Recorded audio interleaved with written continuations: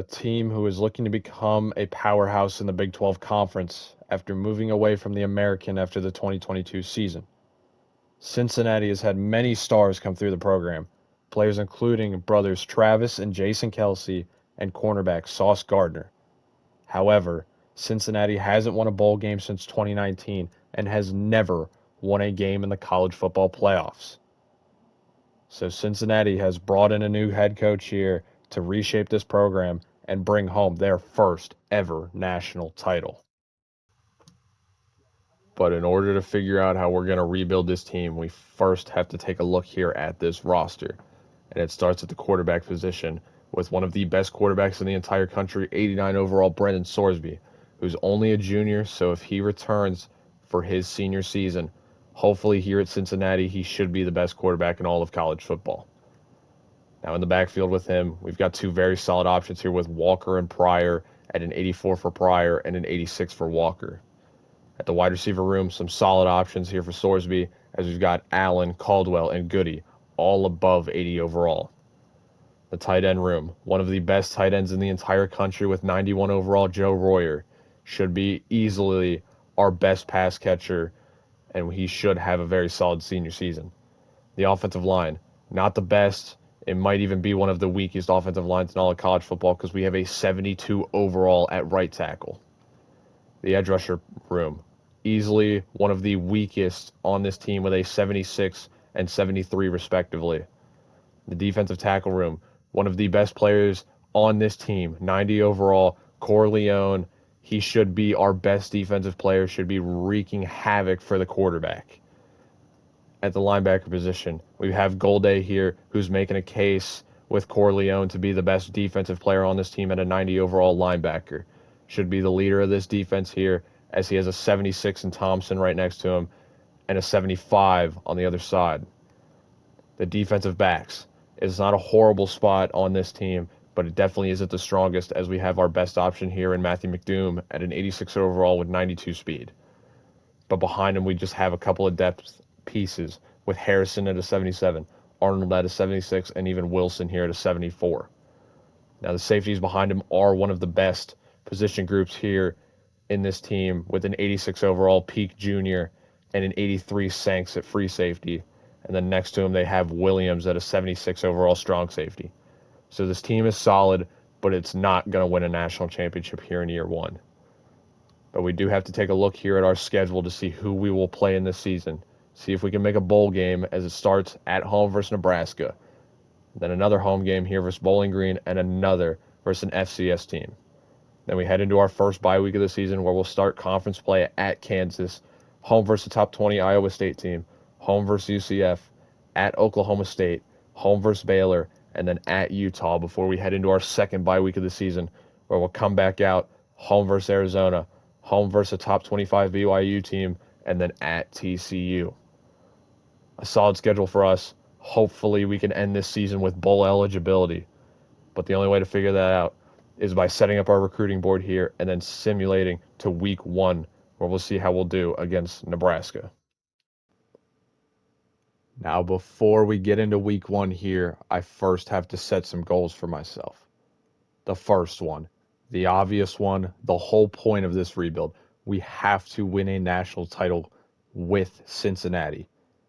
They have never even gone to the game before, let alone win one. So in this rebuild, in the 6 years that we have to win a national championship. The second goal, it's kind of a side goal here in this rebuild, but I want to get a Heisman Trophy winner, whether that's a quarterback, a running back, a wide receiver, a tight end, or even a defensive player. I want somebody to win the Heisman Trophy and bring it home to Cincinnati. And then the one restriction for this rebuild is we are only going to have 6 total seasons to complete this. It is a 6-year rebuild. We've got to get it done within those 6 years and bring home the national title and a Heisman Trophy.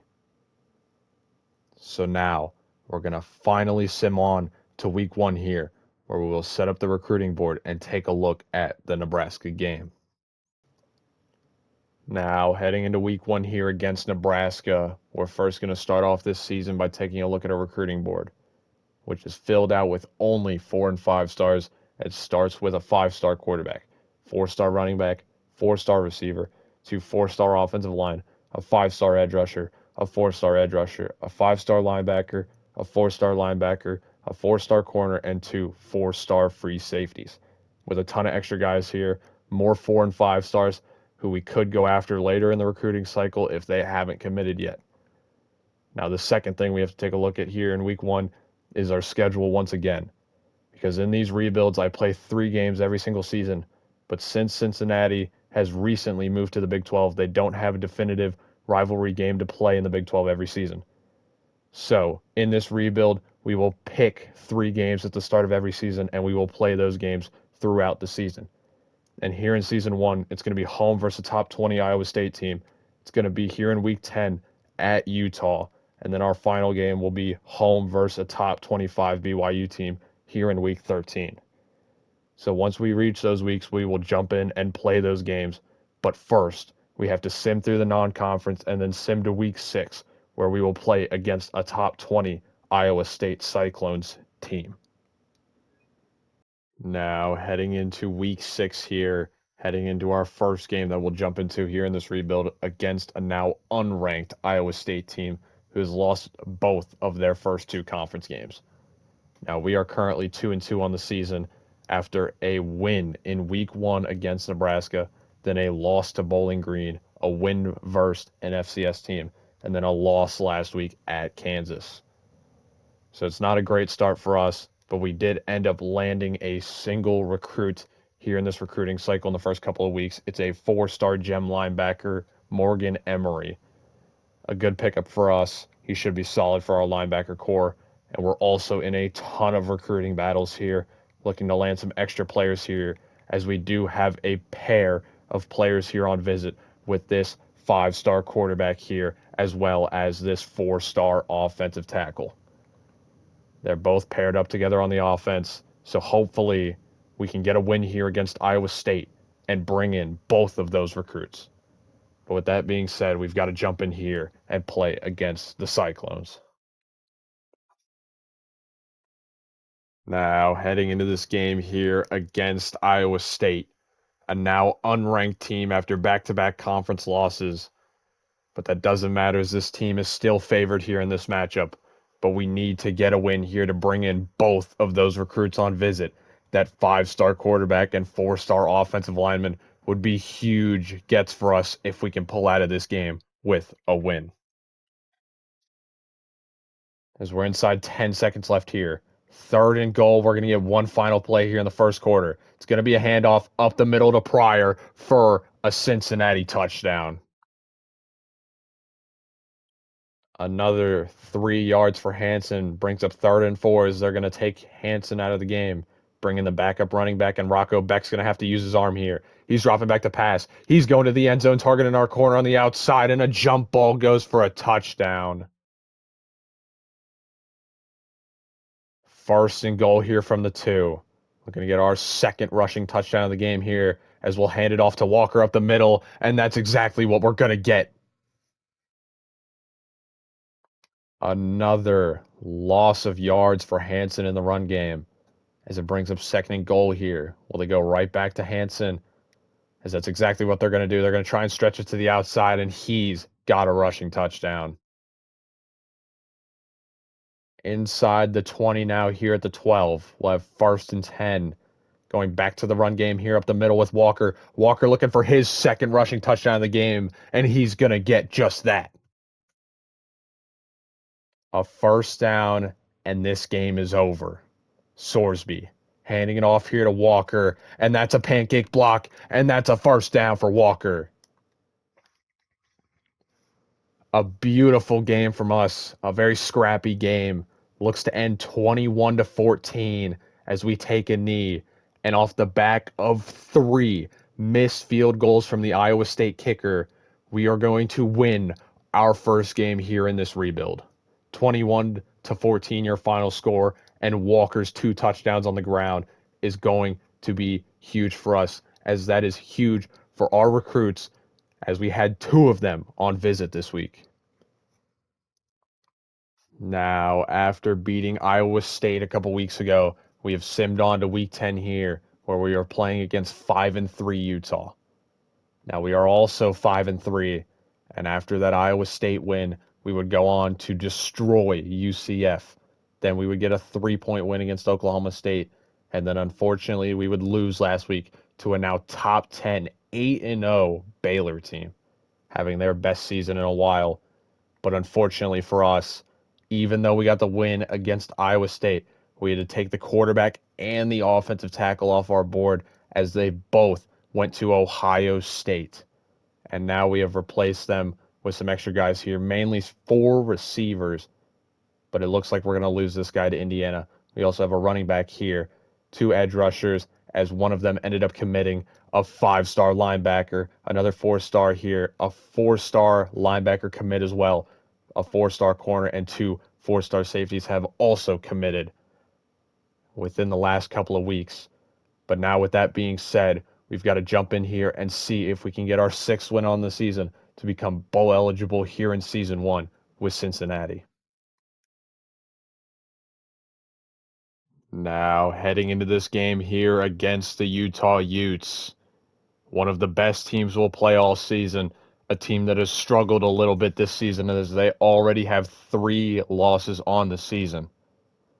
But with a win here, we can become bowl eligible here with Cincinnati in season 1. A fantastic tackle from Dingle on first down brings up 2nd and 11 here for Utah. Dampier is dropping back to pass, look for something to get open. He's going to take a receiver on the outside. He's able to cut back inside. He's got a first down. We missed 2 tackles, and he's going to the end zone for a touchdown. 3rd and goal for our offense. Looking to get in the end zone to tie this game up. We are dropping back to pass. We're going to try and find a receiver. He's wide open for a touchdown. It's Goody with his first touchdown of the game. Here on 2nd and goal. We're going to try and go back to Pryor as we were stuffed on first down.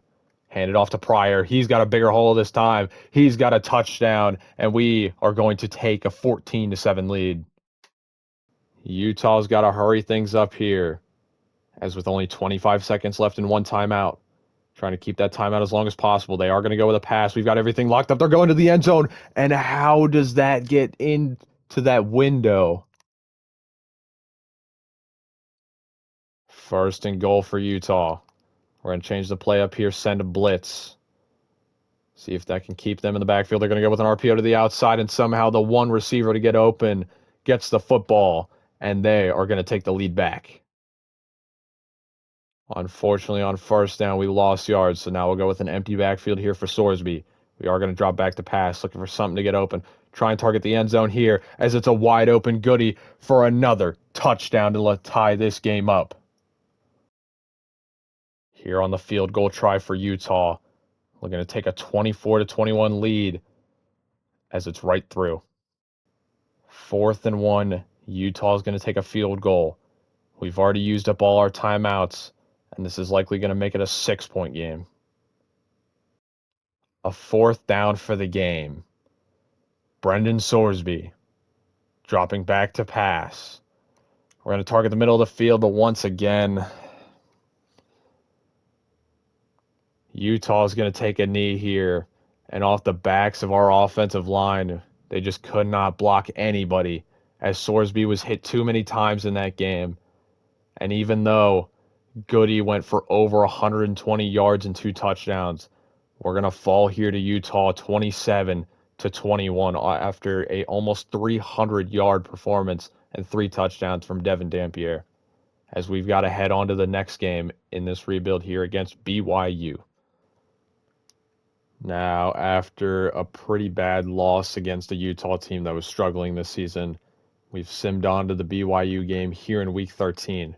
We are currently bowl eligible at 6-4, and after that Utah loss, we would get a bye week, where then into the next week we would win 19-14 at home versus Arizona. But now we've got to play BYU this week, and unfortunately, after losing to Utah, we haven't landed any extra recruits yet. We are still in the same recruiting battles for these 4 stars here, including a 5-star, but we are first on most of their boards. With that being said, we've got some of those recruits on visit this week, so we have to get a win here against BYU. Now, heading into this game here against BYU, a huge week for us. Even though we are already bowl eligible at a current 6-4, we have multiple recruits on visit, including a 4-star linebacker and our final 5-star on our board, that 5-star receiver. So we need to come in here and hopefully get our 7th win on the season. Here on our first drive of the game, Sorsby's already found Goody 3 times for 61 yards, and now we're going to look to end this drive with Walker as we're going to take a very early lead in this game. BYU went with a ton of passing plays on that drive, only one rush that went backwards, and now they're forced to take a field goal here on 4th and 7, and it looks like it's going to be a 4-point game. The biggest third down of the game. Here for our defense. 3rd and 2 to keep this either a 1-point game. They're going to the end zone for a touchdown. The biggest third down of this game so far. A minute left here in the first half. Sorsby dropping back. We're going to try and target the wide open tight end for a touchdown, and we are going to take our lead right back. Another huge third down in this game for BYU as the last play fell flat. 3rd and 2. Likely going to go to the receiver on the outside, but instead they're taking the deep shot, and the vacated hole is going for a touchdown. As we approach 2 minutes here in the third quarter, Sorsby's going to drop back to pass here. Still looking for something to get open. We might have a receiver deep downfield. It's a beautiful ball to Cyrus Allen for his first touchdown of the game. 2nd and 6 here for Bachmeier. The final minute here of the third quarter, well, he'll motion a receiver over. It's going to be a fake. Martin, it's going to be a pitch to him. Martin, he's going to the end zone here as he's got one man left, and that's exactly what he's going to do as BYU takes the lead back. Still looking to take our lead back here in this game. 1st and goal. We're going to try and use Walker's legs. A handoff up the middle, and that's exactly what we're going to get as we're going to take our lead right back. 3rd and 6 here for BYU. A huge third down as they're going to drop back to pass. Bachmeier with nothing open, but instead the middle of the field opens up, and it's another BYU touchdown. 3rd and 3 here now at the 35. We are going to drop back to pass. We're going to try and find a receiver deep down the field. A beautiful ball to Goody. Goody's going to the end zone, and he's now over 200 yards receiving with a touchdown this time. BYU all out of timeouts here. 17 seconds left to work with. They're going to have to target the sidelines. Bachmeier. They're going to send men deep down the field. Bachmeier scrambling out, but Bachmeier is sacked. Bachmeier was sacked on the previous play. One final play here for BYU. Can they get the playoff? 2 seconds, 1 second. The game is over on this play. Bachmeier stepping up. He's going to slide for a first, but that doesn't matter as this game is over. And that's how Season 1 will come to an end here in the gameplay. But we've got one more game next week against TCU. And since we are over 6 wins now at 7, we have a bowl game to round out our season. Now, after a very, very good win against a very solid BYU team, we have simmed on to bowl week here, where unfortunately for us, we're playing against 7-5 Michigan, a team that has the same exact record as us, but is very, very good on paper as they're a top-tier opponent in the Big Ten. Now, unfortunately for us, we had to fire both of our coaches as they were very, very bad for us. We're trying to bring in TCU's head coach here and UConn's head coach as well. Now, in recruiting, we've also had some updates as unfortunately we lost a 4-star running back and a 5-star edge rusher, but we ended up bringing in a 5-star receiver here and a 4-star linebacker as we're looking to get this 4-star receiver in the next couple of weeks before the transfer portal. With that being said, we've got to jump in here against Michigan to watch our bowl game and see if we can pull out with a win and get our 8th win on the season. Now, heading into this game here against Michigan, A bowl game for us here in season one, well above our expectations as we weren't expecting much this season, but hopefully we can end our season with an eighth win. Now, as we head into this game here, the unfortunate thing for us is we were tied at 16 heading into this fourth quarter, as that's a handoff that goes backwards. But Justice Haynes has destroyed us here in the fourth quarter as Michigan puts up 30 points. Unfortunately, to our 19, there's not much to do about it as we're going to be inside the final minute of this game. Michigan's going to take a field goal to put the icing on the cake to take a 14-point lead here with about 40 seconds left. That ball is right through. Now, with only 38 seconds left in this game, but 14 points to go, this is likely the end of our season here. As unfortunately for us, I don't know if our performance this season was good enough for Sorsby to stay, as he's already thrown 2 picks in this game. One of his worst games of the season, as he'll spike the ball here with 30 seconds left. 30 seconds left from about the 36. Sorsby still trying to take shots downfield as 5 wide here with 4 receivers on the right side. Sorsby's taking a deep shot to the left, but it's out of bounds. A ball thrown way over the heads of our receivers on the left side. But with 25 seconds left, Sorsby's got 2 more plays as he's got a ton of time back there. He's going to take a dump off for a first and out of bounds across the 50. Sorsby's still trying to get to 200 yards passing in this game. But unfortunately, it's likely for nothing. Sorsby's dropping back here. He's got so much time back there, but he still throws it away. 14 seconds left on this game. We're likely going to have to force something downfield here. Likely to put it in the danger zone of Michigan's defenders. Sorsby's taking a deep shot to the end zone, out of bounds. Now with 9 seconds left. At about the 49 across midfield, Sorsby's going to drop back once again. Looks like he's going to scramble, but instead he's just going to throw the ball wildly across the field. 4th down. This is likely the last play of the game, as I don't think we have a shot at scoring 14 points in 4 seconds. As Sorsby's going to drop back here. He's taking a deep shot to the end zone, the final play of the game. Can we add something special as it falls flat? And we're going to end season 1 7-6 after a bowl game loss here to Michigan. And now after this game, we're going to go ahead and simulate to week 1 of the transfer portal, where we look to make this team unstoppable. Now, heading into the transfer portal here, I've already gone through and set up my board with a ton of players as we are replacing important positions like a QB. We lost Brandon Sorsby, and at the free safety position, we lost Peak Jr., one of our best defensive players. We also had some guys get drafted like Corleone and Golday in the linebacker and defensive tackle position. So we've set up a board here with a ton of needs. And unfortunately for us, we need more than what we can bring in. But we've got to make do with what we have and just bring in as much talent as we can possibly bring in.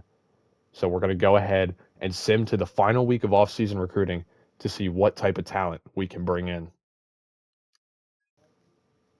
Now, after 4 weeks of going through the transfer portal, we have signed a full class of 35 recruits. A couple of 4-stars here, a couple of 5-stars as well, but mainly a ton of 3-stars to try and fill out this roster and give this chance a team next season.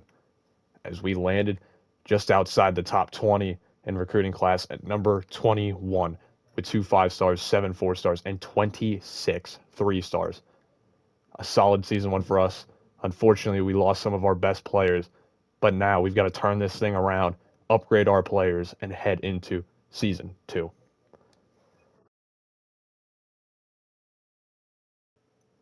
Now, as we head into season 2 here, we first got to start off by taking a look at this roster, which has gone up to a 94 overall, even after losing stars like Corleone at the defensive tackle spot and Brennan Sorsby at the quarterback spot.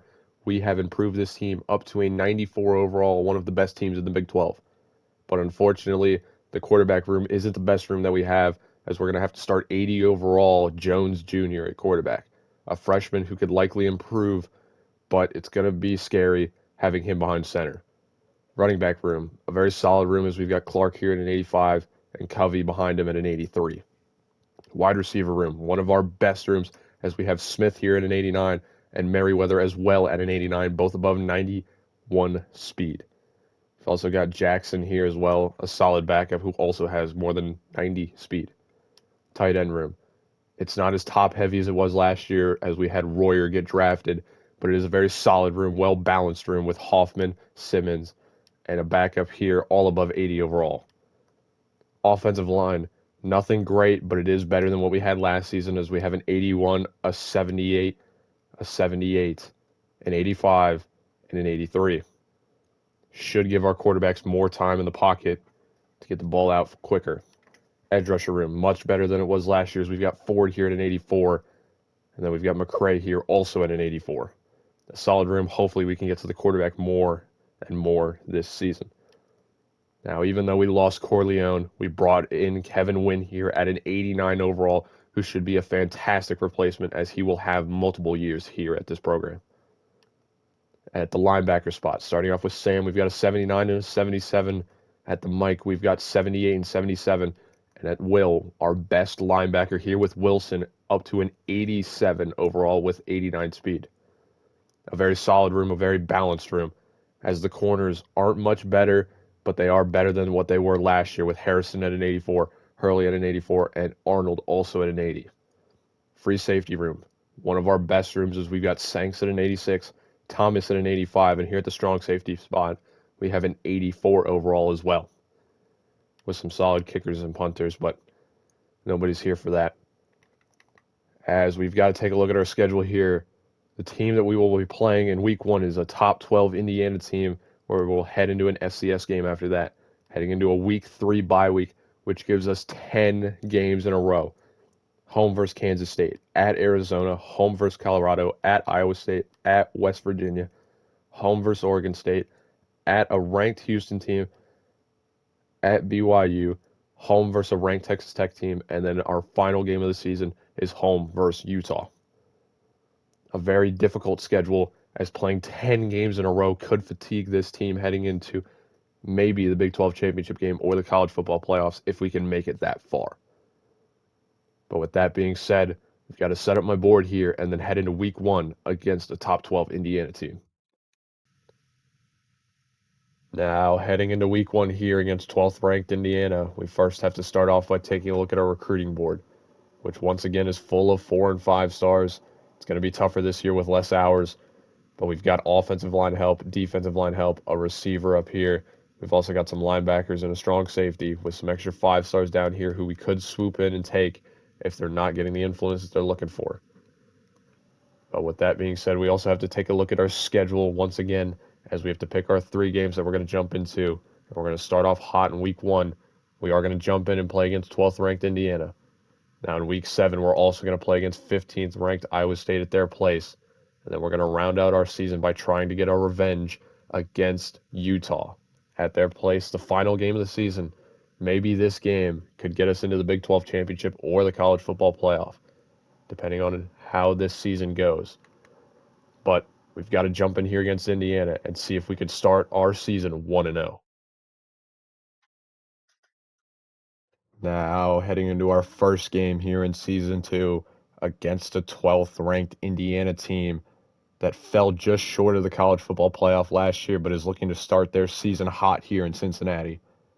They are playing on the road here at our place, so we do have a chance to take them down. And with a new and improved team, we're looking to start a very strong season here, 1-0.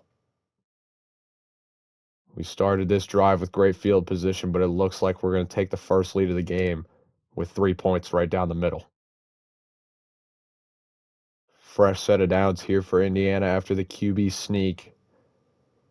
Inside the 40 now, they're going to go back to the pass, sending 4 verts. They're going to the end zone, and it's a jump ball caught for a touchdown, and Indiana is going to take the lead.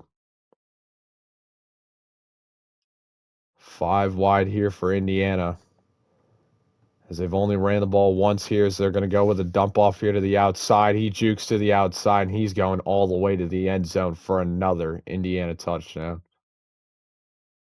Now we're finally here. We're first and goal. We're going to start this with a handoff to Clark. Clark's got a running lane. Clark's got a touchdown. And we slowly break down Indiana's lead.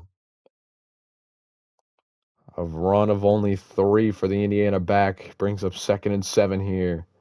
It looks like they're going back with the run. A beautiful cut up the middle as he's across the 30, across, and he breaks 40 more tackles as he's running to the end zone for another Indiana touchdown. With about a minute left here, we're going to have to take a field goal to try and make this an 8-point game, as it's good. And after a fumble from Indiana, we'll get one more chance here to make it a 5-point game. And this should be the distance, and we're good. First and 10 here inside the red zone at about the 19.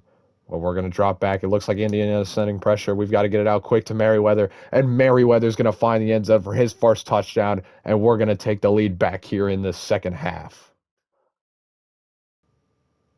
2nd and 6. They are going to drop back. They're going to go with a running back out of the backfield here. It's Laffery, and Laffery's going to go for his second touchdown of the game. Zion Johnson with his best carry of the game gets us inside the 30 as we're dropping back here. We're going to try and target the running back out of the backfield, and it's intercepted by a defensive tackle. What just happened is it's going to be a pick 6.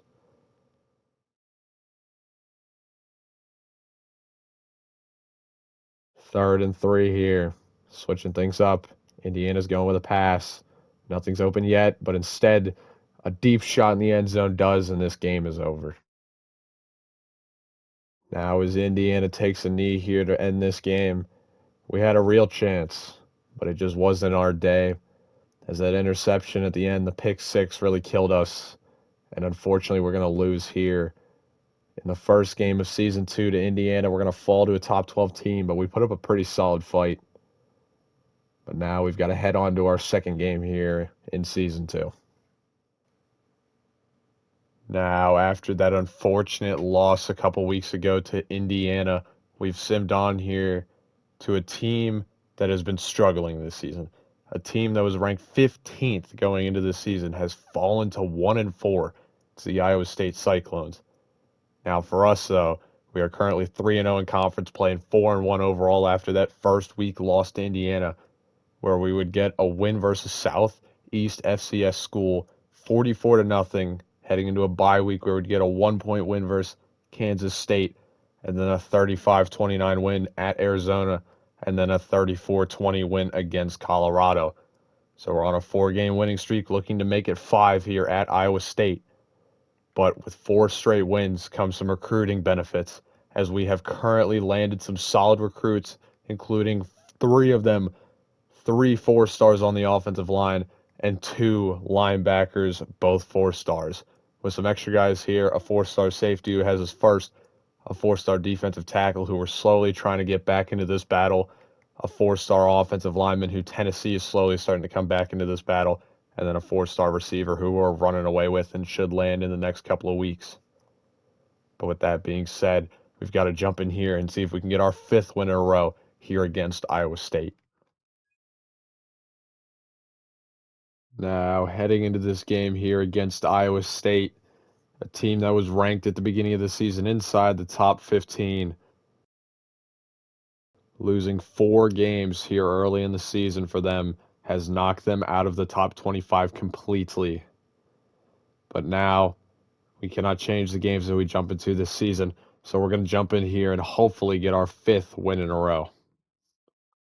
And now we'll bring out the field goal team here to try and put us on the board here with a field goal. That should be good for 3. Now here on 4th down, Iowa State's going to have to bring out the field goal team, but in rainy conditions from about the 37, as it's going to be right through. Now we'll come out here 3rd and 13 after back-to-back negative runs from Clark. And now we're going to take the ball out of his hands. We're going to try and get into the hands of our tight end, Hoffman. Hoffman's got a blocking field, and now we're into the end zone for our first time this game, and it's the freshman tight end, Hoffman. Iowa State was threatening on offense inside the red zone here at about the 5, but instead they're going to take the short field goal.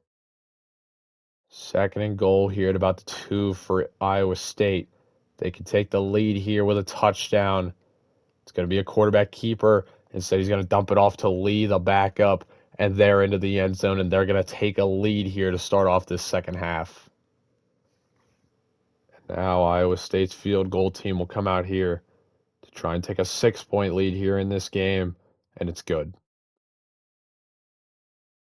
And here on second and goal, we're going to switch things up as Clark's been struggling on the ground. We're going to go with a handoff to the fullback Johnson, and he's into the end zone for his first rushing touchdown of the game.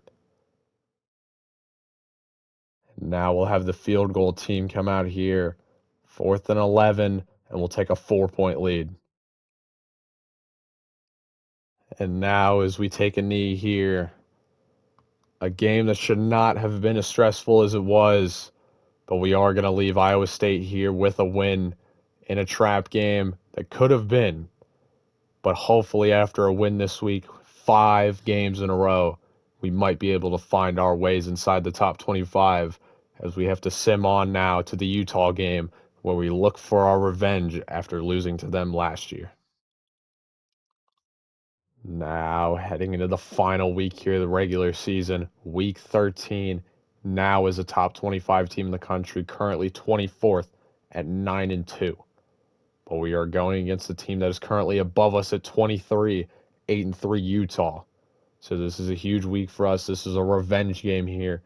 But all the weeks leading up to this specific week here in week 13 has landed us most of the recruits on our board. It has totaled out here to 9 4-stars, a wide receiver, 4 offensive linemen, a defensive tackle, 2 linebackers, and even a strong safety. So the previous wins in the previous weeks have been huge for us. But unfortunately for us last week, we would end up taking a loss to Texas Tech. Unfortunately, that game would end 36-17. But just before that, we would get huge wins at BYU, at Houston, home versus Oregon State, and even at West Virginia. Some double-digit wins, some close wins. But now we are looking to get our 10th win on the season to try and push our way into the Big 12 championship game, this time against Utah. Now, heading into this game here against 23rd ranked Utah, a game that if we get a win here, we are likely to make the Big 12 championship game. This would be a huge win for us as it could push us deeper and deeper into the college football rankings and could give us an automatic bid into the playoff.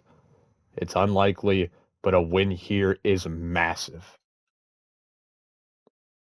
Come out here second and goal now after Clark was shut down on first down. We are going to drop back to pass. We're going to find a receiver underneath. It's a wide open Merriweather, and we are into the end zone immediately here in this game.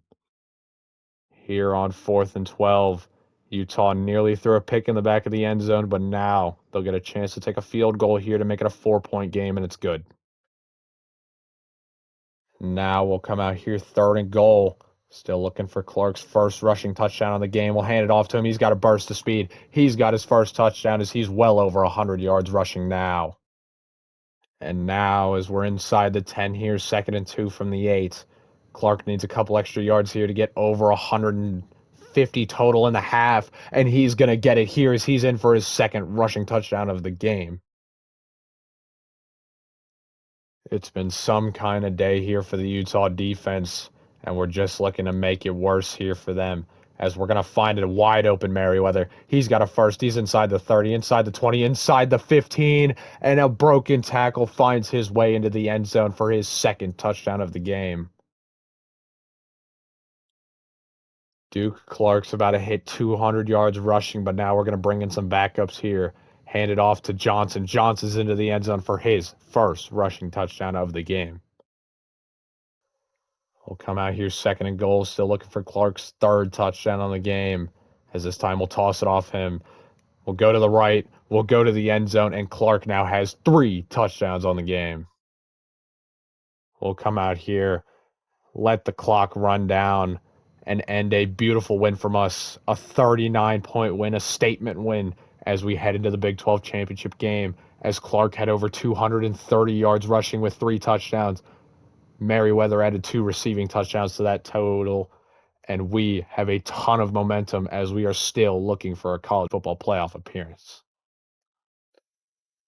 Now, heading into conference championship week here, we have made it to the Big 12 championship game after going 10-2 and 8-1 in conference.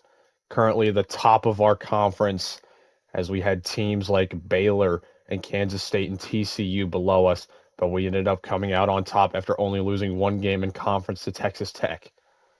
So now we're going to have to jump in here, watch the final few minutes, and see if we can get a spot in the college football playoff after getting a win here against Baylor.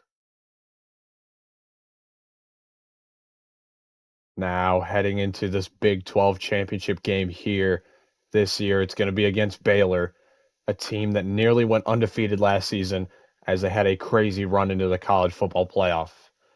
And now they did beat us last year, so this is technically a revenge game, just in a different setting. So we're going to come in here, see if we can get a spot in the college football playoff with a win. And it could lead to a first round bye. Now, as we jump into this game here, currently we have an 8-point lead in a game that's been back and forth the entire time. A first quarter that ended 10-7, a first half that ended 10-10, as that's a beautiful dump off. Should have gotten the first down as it does. And now Baylor's using some timeouts. The third quarter ended 17-17, and now we're here 25-17. As Jones Jr., the freshman's going to take a dump off here. He's got another first down as we're still looking to end this game here as we're getting to about midfield. A couple of first downs here should wrap this game up. It's going to be play action. They're trusting the freshman again, but unfortunately that one's thrown away. We'll come out here quickly. Still at about the 49-yard line, maybe just shy of it. As this time they're going to hand it off to Clark. He's fighting. He might get to the 50 as Baylor's going to use another timeout. We're still in a comfortable position here, up by 8 points with the ball, but giving Baylor the ball back could set up some dangerous situations for us as they're dropping back again. But Jones Jr. with a fireball over the middle, and it's dropped. And now we're going to have to bring out the punt team here as we approach the 2-minute warning. See if we can pin them inside the 10. It looks like it might not even get to the 20, but it's going to down them inside the 16 here, where Baylor will look to go for their game-tying drive here. They have to get a touchdown. They have to get a 2-point. But it's intercepted. The first passing play, and it's intercepted over the middle of the field. That could have just ended Baylor's season, as we're going to get the ball back here. Baylor's only got a timeout. They've still got the 2-minute warning, so we do need a first down. But we're within field goal range. We could kick a field goal to make this a 2-score game.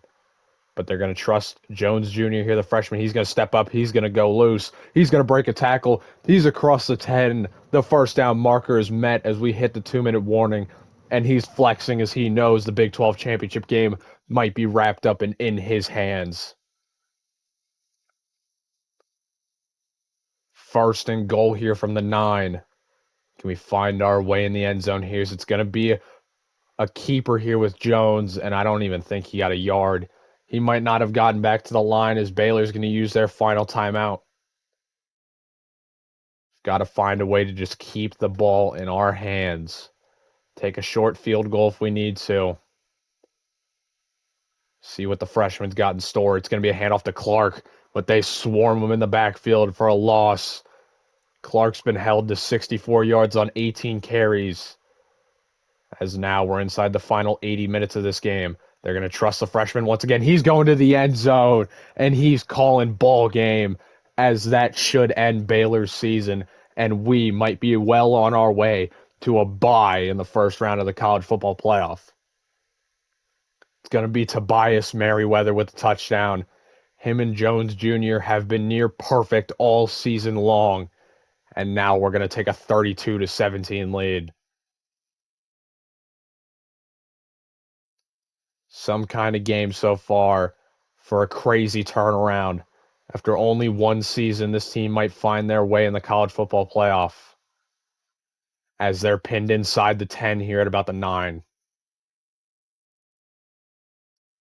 And now Baylor will come out here first and 10 from the 9. Down by 15 points. They need a miracle. They're going to start with a dump off that gets them to the 17, maybe the 18, as Walker White has thrown 3 interceptions in this game. The real turning point as he's going over the middle once again. That's a first down that should stop the clock for the time. But they need to keep going down the field as the clock resumes. Down below 50 seconds. White's dropping back again. He's got his eyes downfield, but he's hit behind. And that's going to be an incompletion. They're coming out here again. This time with a running back off to his left, but he's going to motion him across the field. He's dropping back again. He's going to the sideline. That's going to get 7 yards for them. But the clock continues to tick here. Inside 40 seconds now. Baylor's running out of time as they've been struggling here with no timeouts. White's looking deep downfield again. He's got wind on his tail, but he's just going to take off and get a first and stop the clock again. They're going to hurry up once again, but the clock starts ticking as we're inside 25 seconds now. He's going to spike it. Now at 21 seconds here from the 38. Baylor's going to need a miracle. They're going to need an onside, and then another miracle. We're rushing 3. White's got a ton of time in the pocket. He's just going to flip it off there down to the 43 as that gets him a first down, gets him out of bounds. But 6 seconds comes off the clock. 15 remaining here for Baylor as they're going to drop back once again from about midfield. But the transfer from Florida State, as instead, that's actually Tyson Ford. I thought Wynn was in the game, but instead it was Ford with his first sack. And the game is going to end on this play as White steps up, and this time he gets hit from behind. A sack is going to end the Big 12 championship game, and this win here should send an 11-2 Bearcats team heading to the playoffs for their first time in almost a decade. Now, after a Big 12 championship win, unfortunately, we did not get a bye in the first round, but we did get the final guaranteed spot in the playoff for the conference champion. We are now the 12 seed playing against 5th ranked Oregon.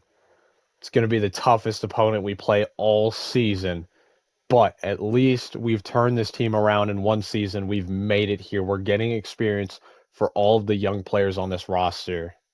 And with that being said, we've got to jump in to see if we can get the upset of the rebuild against 5th ranked Oregon. Now, heading into this game here against Oregon, unfortunately for us, this game is being played in Eugene in the rain. So it's going to be extremely difficult for our offense to get anything going. But hopefully the freshman Jones Jr. can find his groove early and we could get the upset of the century here against Oregon. Now we'll jump in here first and goal for Oregon. They can put this game away with a touchdown as a direct snap. And as soon as we jump in, Oregon's going to take a double-digit lead again. And it's been a close game all game for us. The largest lead for Oregon was 21-10, but back-to-back field goals to start the second half for our offense made it even closer. But now we're down by 12. Things have been difficult for our offense. We've only scored 1 touchdown, and that was on the first drive of the game, as a return is held just shy of the 20 there. Trying to get our offense going here has been extremely difficult. It is only Jones Jr.'s freshman season as he hands it off to the sophomore Clark, who's trying to fight for 7.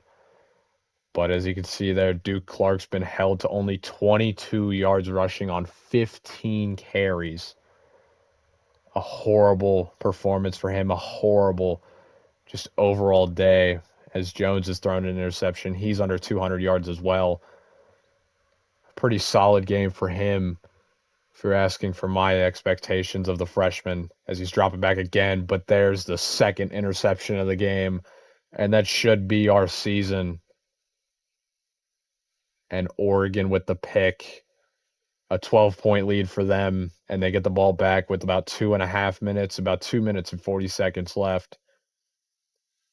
It's going to be a tall task for us to even have a chance.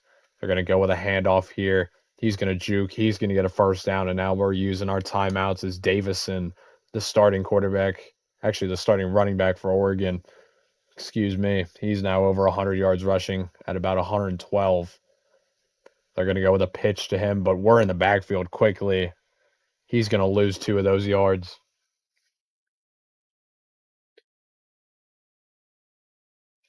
And now Oregon will come out here with about 2.5 minutes left in the game.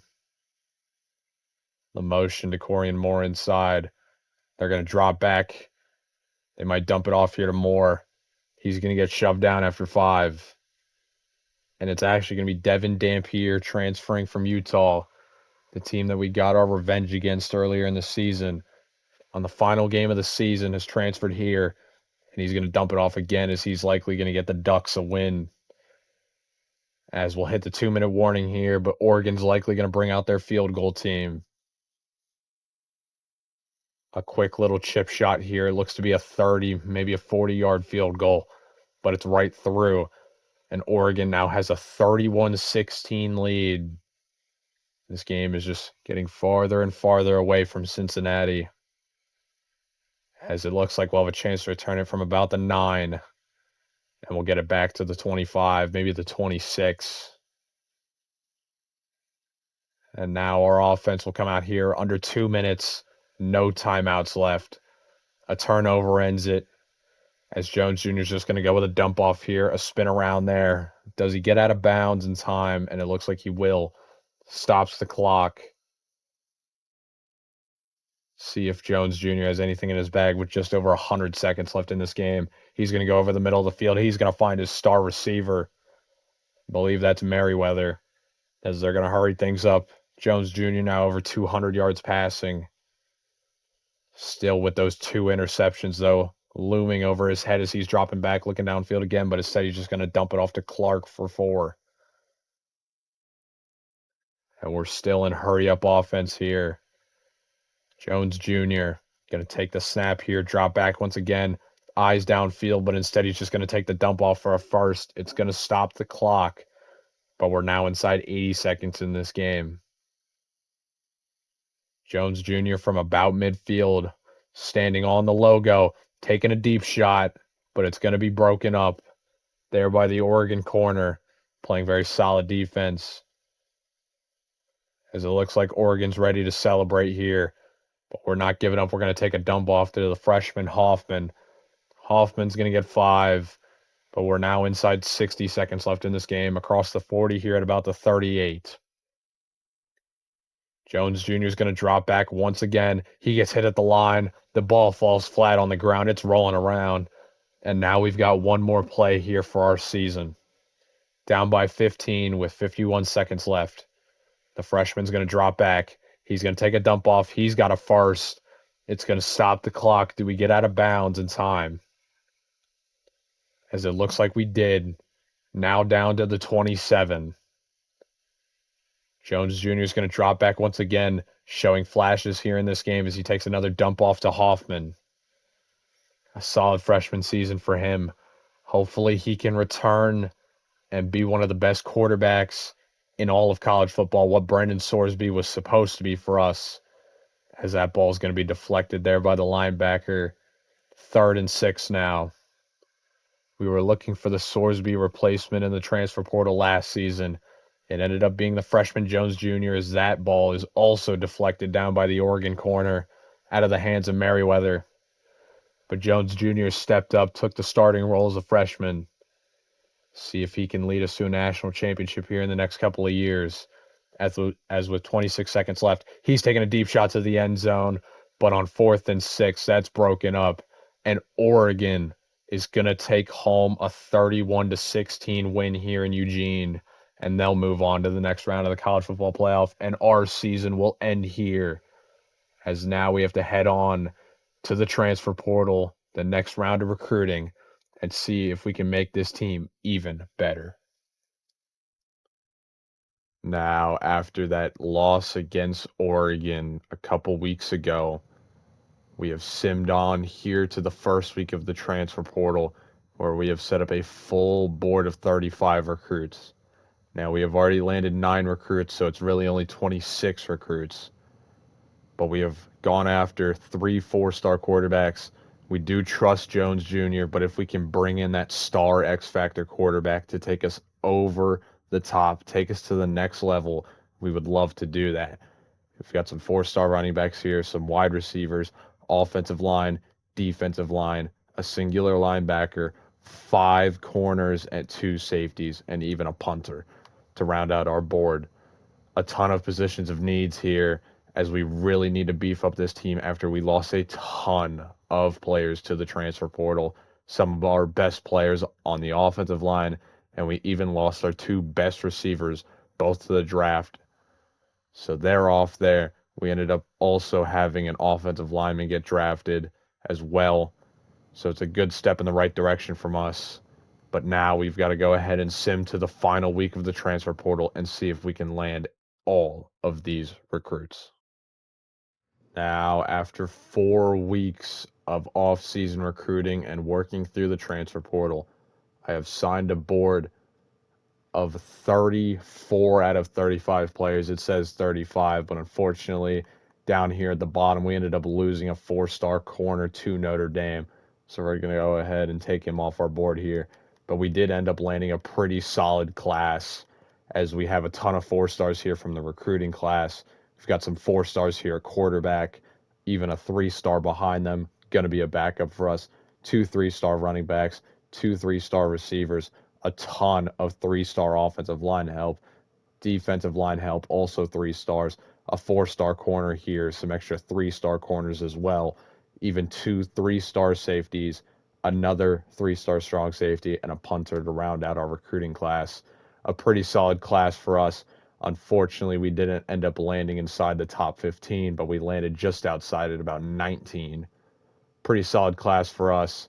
Should be good enough for us to move up in the rankings heading into next season, and hopefully this team can take us farther and farther in the playoffs. But now we've got to upgrade this team and head into season 3.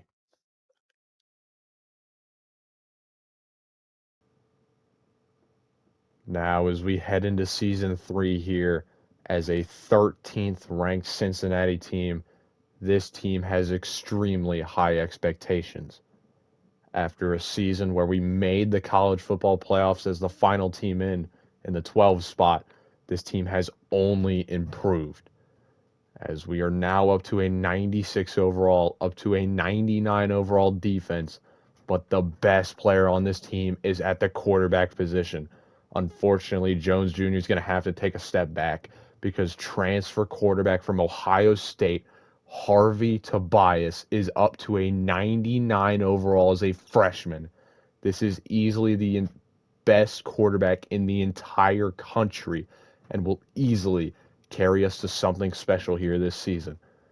Hopefully, he can return for seasons to come and become the best player in college football history.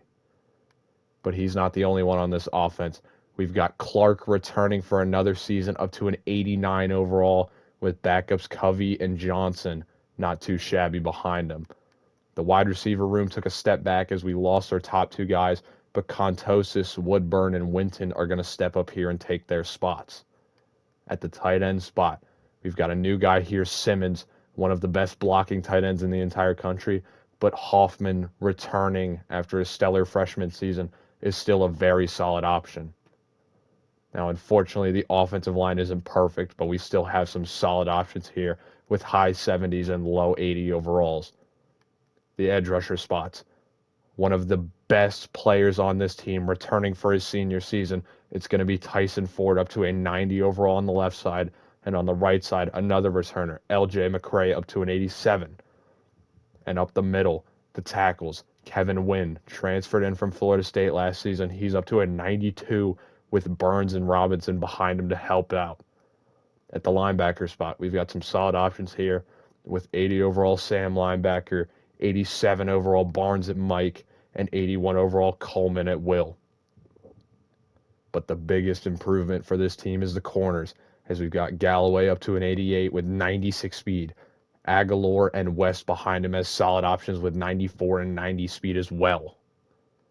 Now the safety spot, Sanks returned for his senior season up to an 87 overall, and Beasley behind him up to an 85, with the strong safety position just behind them in overalls, with Jennings at a 79 and Davis at a 76. And we've got some solid kickers and punters as well. As this team has extremely high expectations, I expect them to end the season in the top 10. But now we have to take a look at our schedule to see who will play, as our non-conference schedule is a lot easier than what it was last year, as we start off with an FCS team, as we go home for Missouri State, and then at Boston College to round out the non-conference. Then we start off conference play with at Kansas State, home versus Kansas, home versus Houston, home versus Oklahoma State, and then our first game that we'll jump into and play is at 22nd ranked Baylor, and then the very next week we'll jump in once again, home versus a top 25 TCU team. Two back-to-back games we'll jump into against two ranked opponents that hopefully could keep boosting us up in the standings. Then we head into a bye week where we'll play home versus West Virginia, and then at Arizona State, heading into our final game on the season where we'll jump into and play. It's a rivalry game, an old rivalry against UCF. Hopefully, this third and final game could get us into the Big 12 championship and maybe lock up a first round bye in the college football playoff. But with that being said, we've got to set up our board here. We've got to advance to week 1 to see if we can start this magical season off strong. Now, after setting up my board and simulating here to week 1, we are playing against an FCS team, so we are going to sim this game on. But we first have to take a look here at our recruiting board, what I've set up this season, as we're going after 26 players. We're not actually going after every single one, but we've got 14 here that we're mainly looking to try and land this season, as it starts with a running back, a receiver, a tight end, a little bit of offensive line help, an edge rusher, a defensive tackle, a linebacker, two corners, two safeties, and a ton of extra 4 and 5 stars down here who we could land later in the recruiting cycle. But this board is mainly just to try and land the superstars, go after those recruiting battles this season, see if we can land those top tier recruits in this class so we can beef up this team, bring in the superstars, and try and win a national championship as soon as possible within these 6 years. Hoping that these guys can be a part of this. I'm not expecting to land every single recruit, but I'm hoping to land most. Now, with that being said, we've got to sim past this game here in week 1, sim beyond the rest of our games until we reach midseason, where we will jump in and play against a hopeful ranked Baylor team. Now, heading into week 8 here after simming the first 7 weeks, we are now the 19th team in the country at a 6-1 record, but a perfect 4-0 in conference play. But we did end up taking a loss at Boston College in week 3 when we were a top 10 team in the entire country. So that knocked us outside the top 20, but we ended up turning it right back around, getting a double-digit win at Kansas State, a 3-point win at home versus Kansas, a double-digit win at home versus Houston, and another double-digit win at home versus Oklahoma State. So now we're heading into this week here against the now unranked Baylor team at their place. Going to be another tough matchup, but lucky enough for us, our momentum in the past couple of weeks has helped us land 3 offensive line talent, all 4 stars, 2 of them on the right side of the offensive line and 1 up the middle at the center position. But unfortunately, that momentum has not helped us on the defensive side of the ball, as half of our defensive recruits have us second on their board, while the other half have us first, but we're still in those recruiting battles, so we could easily lose these guys.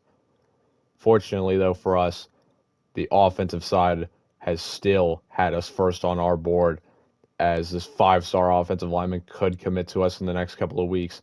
This tight end, receiver, and running back are also first on their board.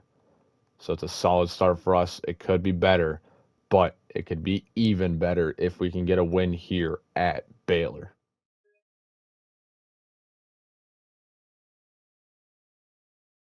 A huge week for us here in season 3 against a preseason ranked team in Baylor, as winning this game could land us multiple top tier recruits. But this is also the first week that we get to jump in and see the transfer freshman 99 overall Harvey Tobias play for the very first time.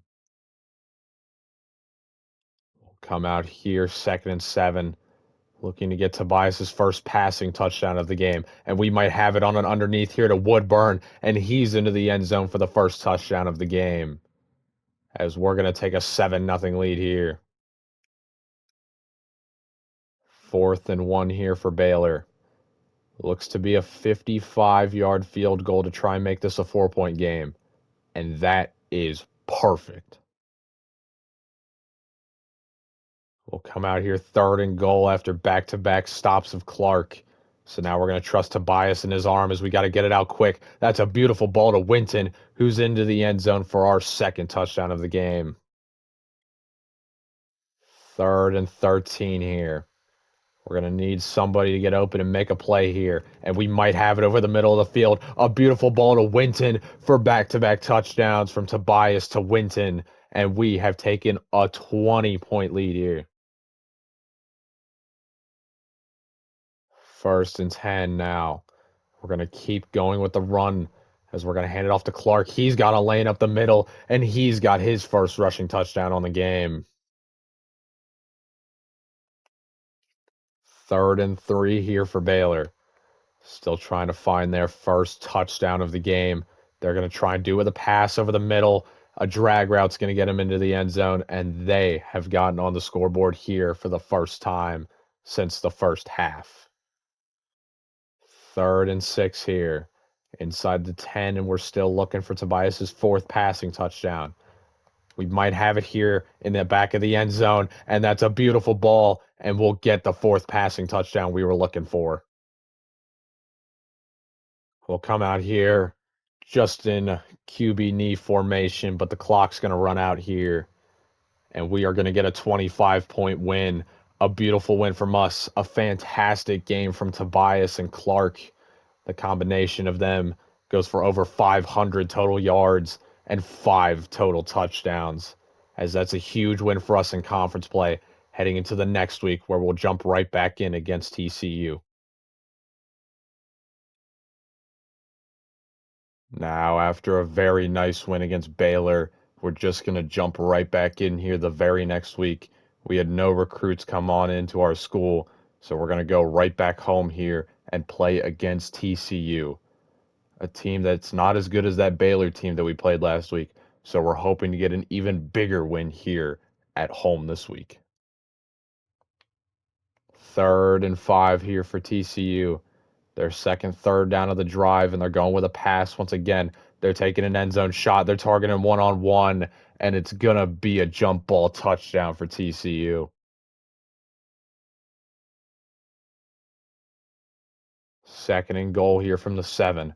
We're going to go with a handoff to Clark. We're going to find some space. We're bullying our way forward, and he's into the end zone to tie this game up at 7. 3rd and 5 here for TCU. We're going to try and switch some things up here as they're making some adjustments of their own. They're dropping back. They're going underneath. He's trying to break one tackle. He breaks 2, and TCU's going to take the lead right back. 3rd and 3 here for our offense. We're going to drop back to pass, target a wide open receiver, but it gets deflected and intercepted again, and this is going to be a TCU pick 6. 1st and goal here from the 6. Looking to make this a 1-touchdown game again. We're going over the middle. It's going to be a slant. It's going to be Winton for another touchdown, and we're back on the board here just before the end of the first half. Down to 17 seconds left here in the first half. 3rd and 8. We're looking for a field goal at the least, but we're going to get a touchdown here. It's Woodburn for our first. Woodburn's into the end zone for his first touchdown, and we could tie this game up here at 21. TCU driving down the field here to start this second half as they've already wasted more than 4 minutes off the clock, but they're still going, and they're going to find a touchdown here to take another lead back. First and goal here from the 3. We need to fight our way into the end zone here to tie this game up. We're going to go up the middle with the backup Covey, and he's in for his first rushing touchdown of the game. And now TCU's field goal team will come out here. It's a short chip shot from the left hash. It's up, and it looks like it's just going to squeak in. We're going with a dangerous move here. 4th and 1 with the final 2 minutes here. We're going to the end zone, and that's a touchdown as we are going to take the lead here with 16 seconds remaining. 1st and 10 here for TCU from the 34. This could be the final play of the game as they're sending their receivers deep. Hawkins is scrambling out of the pocket here. He's going to scramble. He's going to break a first tackle, but not a second, and this game is finally over. TCU gave us a run for our money, but we're going to leave home here with a win. A huge momentum shift as we are now 8-1, still looking for that Big 12 championship as we have to now sim to the final week where we will play our final game of the regular season. Now, after a scary win against a now top 25 TCU team, we would head into a bye week where we would then head into a week 11 matchup at home versus West Virginia where we had 4 recruits on visit, and we would end up getting a 32-13 win to help us land some of those recruits. Then we would head to Arizona State, who was an at the time 23rd team in the country, and then we would blow them out 38-13, likely knocking them out of the Big 12 championship in their hopes of reaching the college football playoff. But now we're heading to UCF in a rivalry game, an old rivalry in college football, as now we're looking for our 11th win on the season. But first, we've got to take a look at recruiting, as like I said, that Week 11 matchup against West Virginia helped us land some top-tier recruits like this 4-star running back gem, this 4-star tight end, and down here, this 4-star corner. But unfortunately, we couldn't land everybody with that win, as we would end up losing a 4-star receiver to Indiana, a 5-star offensive lineman to Iowa, a 5-star defensive tackle to Ohio State, and a 5-star linebacker to Ole Miss. But we're still in some recruiting battles here, as down here for this 4-star safety with Notre Dame, we got back into the recruiting battle after his deal breaker finally went above C+. Now it's currently at a B, so we have a chance to land this guy in a recruiting battle with Notre Dame. We also have another recruiting battle here for a 5-star linebacker with Ohio State. It's going to be difficult. I'm hoping we can land this star.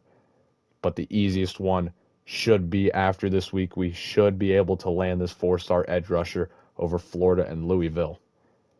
But the only way to find that out is by jumping in here against UCF and trying to get our 11th win on the season and our 9th win in conference play. Now, as we head into this game here against UCF, it is a rivalry game. It is an old rivalry game, but we are playing at their place. And even though we have about a 20 overall difference between teams, we have the advantage. We have the best quarterback in the entire country, and we should be able to come in here and get our 11th win on the season. 3rd and goal. After Clark has carried us down the field here, we're going to go 5 wide. Let Tobias get involved, and he's going to have a wide open Hoffman, and we're going to take a 7-0 lead here to start this game out. UCF will bring the field goal team here as they took a sack on 3rd down from Holcomb, and now it's a 4-point game. 1st and 10 here after the interception. We're going to start with a dump off to Clark, try and get blocks on the outside, and it's only going to take one play for us to take a double-digit lead. 2nd and goal here after a failed rush on 1st down. Looking to make this lead a little bit larger here for our offense. We're going to go over the middle. We're trusting Clark, and he's into the end zone for another touchdown, and we're looking to take a 21-3 lead. Here with just over 3.5 minutes left in the first half, UCF has got a deep hole to dig themselves out of. They're going to start by motioning a receiver over to the left. They're taking a deep shot. They're trying to target Beasley again, and this time it's going to pay off for them as they're into the end zone to make this an 11-point game. There's only 4 seconds left here in the first half. Instead of punting it off, we're just going to hand it off to Clark and let him run, as we've got good blocks on the outside, and there's no way on the final play of the first half. First touchdown here for Clark on the ground. 1st and 10 from the 14. We're back into the red zone here, and we're going to go right back to a pass. And we have a wide open man underneath. That's Woodburn with his second catch on the game, and he's into the end zone for another touchdown. We'll come out here 4th and goal to kick a field goal. Unfortunately, Tobias could have his 5th passing touchdown, but he missed his man, and we'll take 3 points. Across midfield here at about the 39.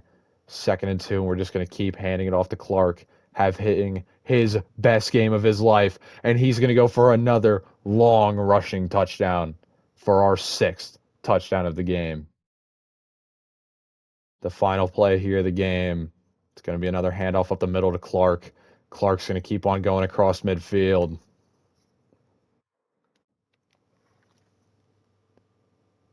This game will come to an end as Clark had one of the best performances of all time with over 250 yards rushing and over 120 yards receiving.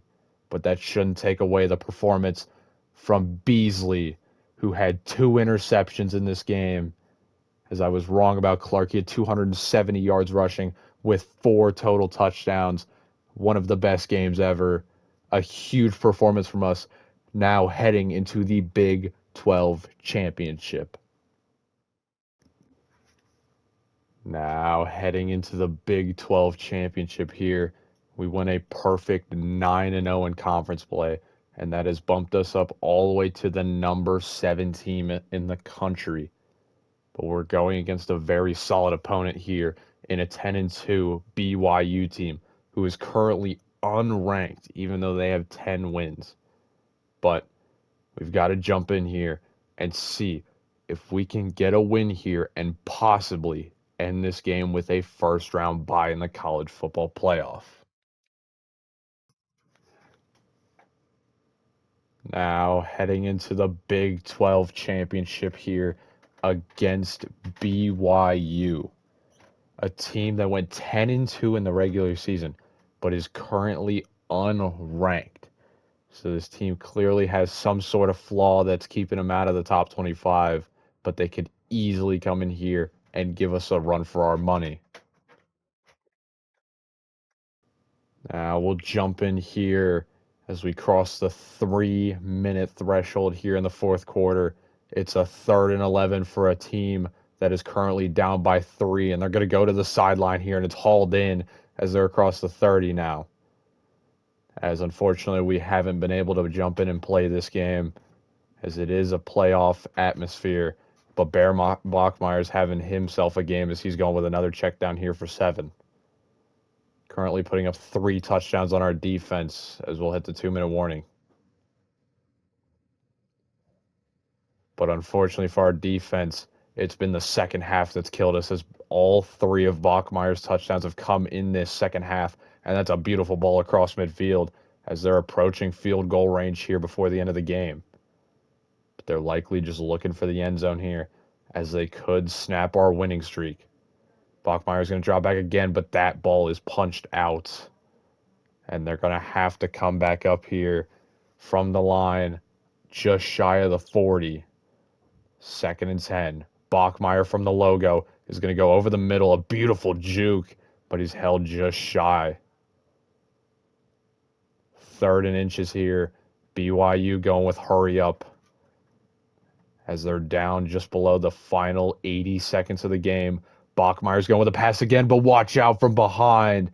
And down he goes as that's the fifth sack of the game for our defense. And now BYU's going to bring out the field goal unit here from the logo at about the 45. This will make it a 55-yard field goal, and it's going to be wide right. BYU has missed the game-tying field goal with 32 seconds left, and now we're going to get the ball back here, and a first down will give us a win and a trip to the college football playoffs.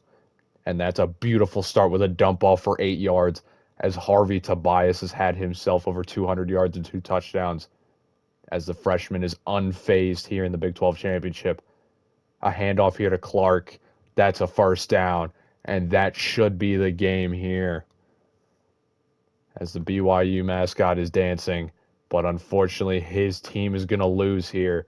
It's going to end their season as they head into a bowl game. But we are going to find ourselves in the college football playoffs.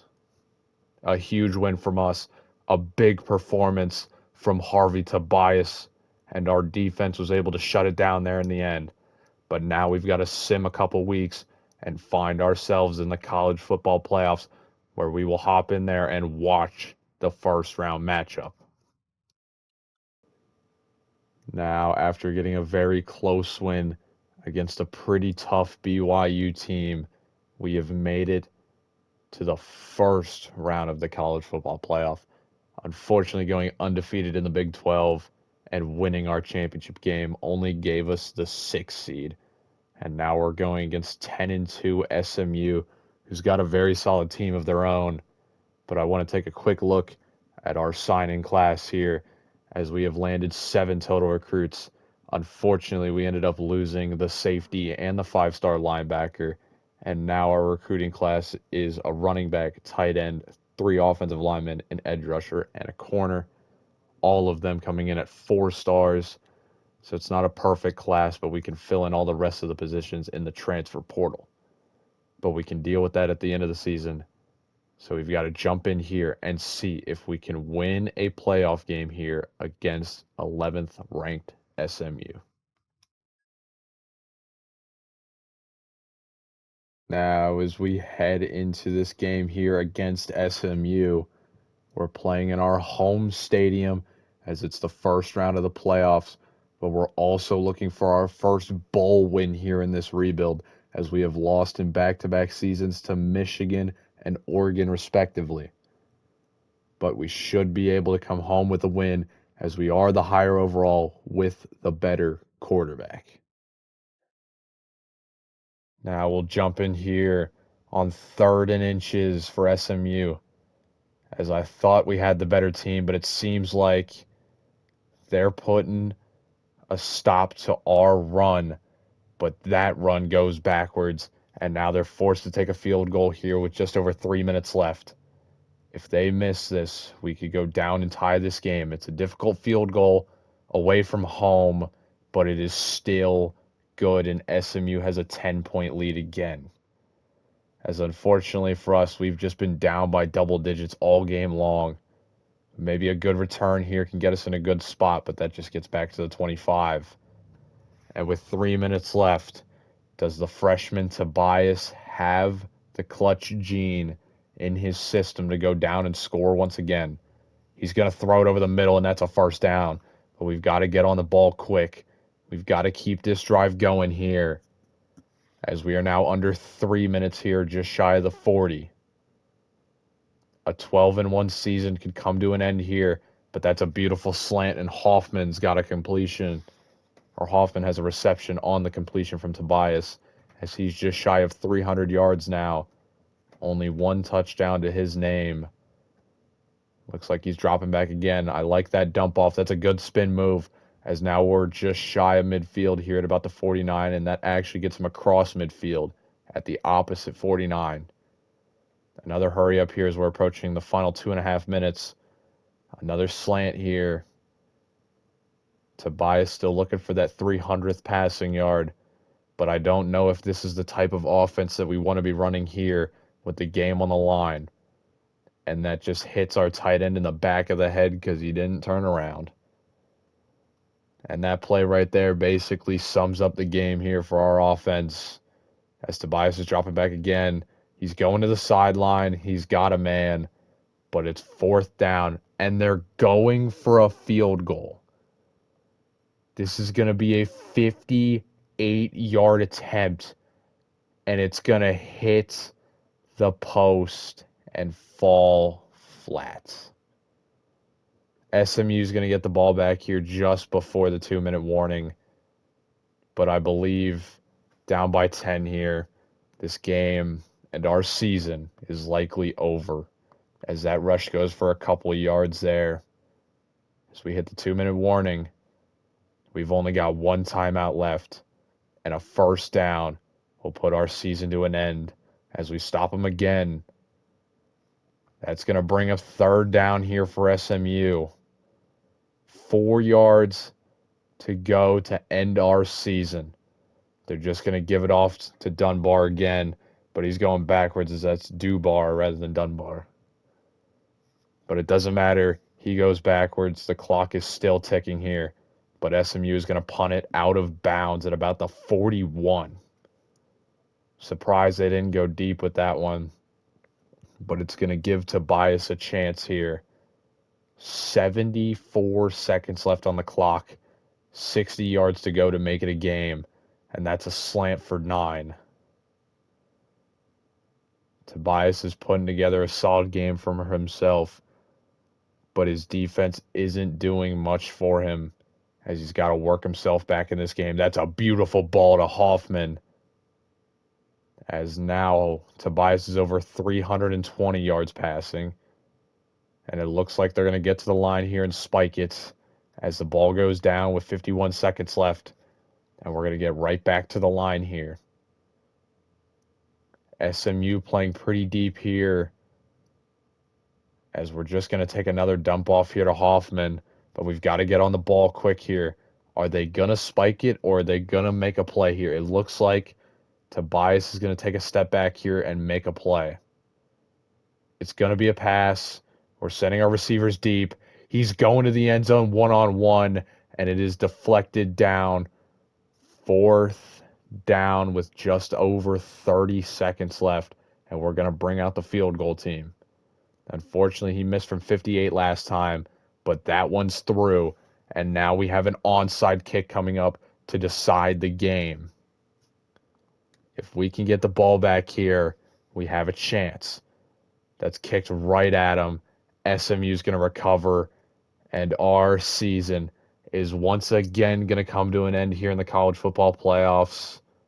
We have still yet to win a bowl game here in this rebuild, but now we have to sim on to the transfer portal and see if we can rebuild this team once again.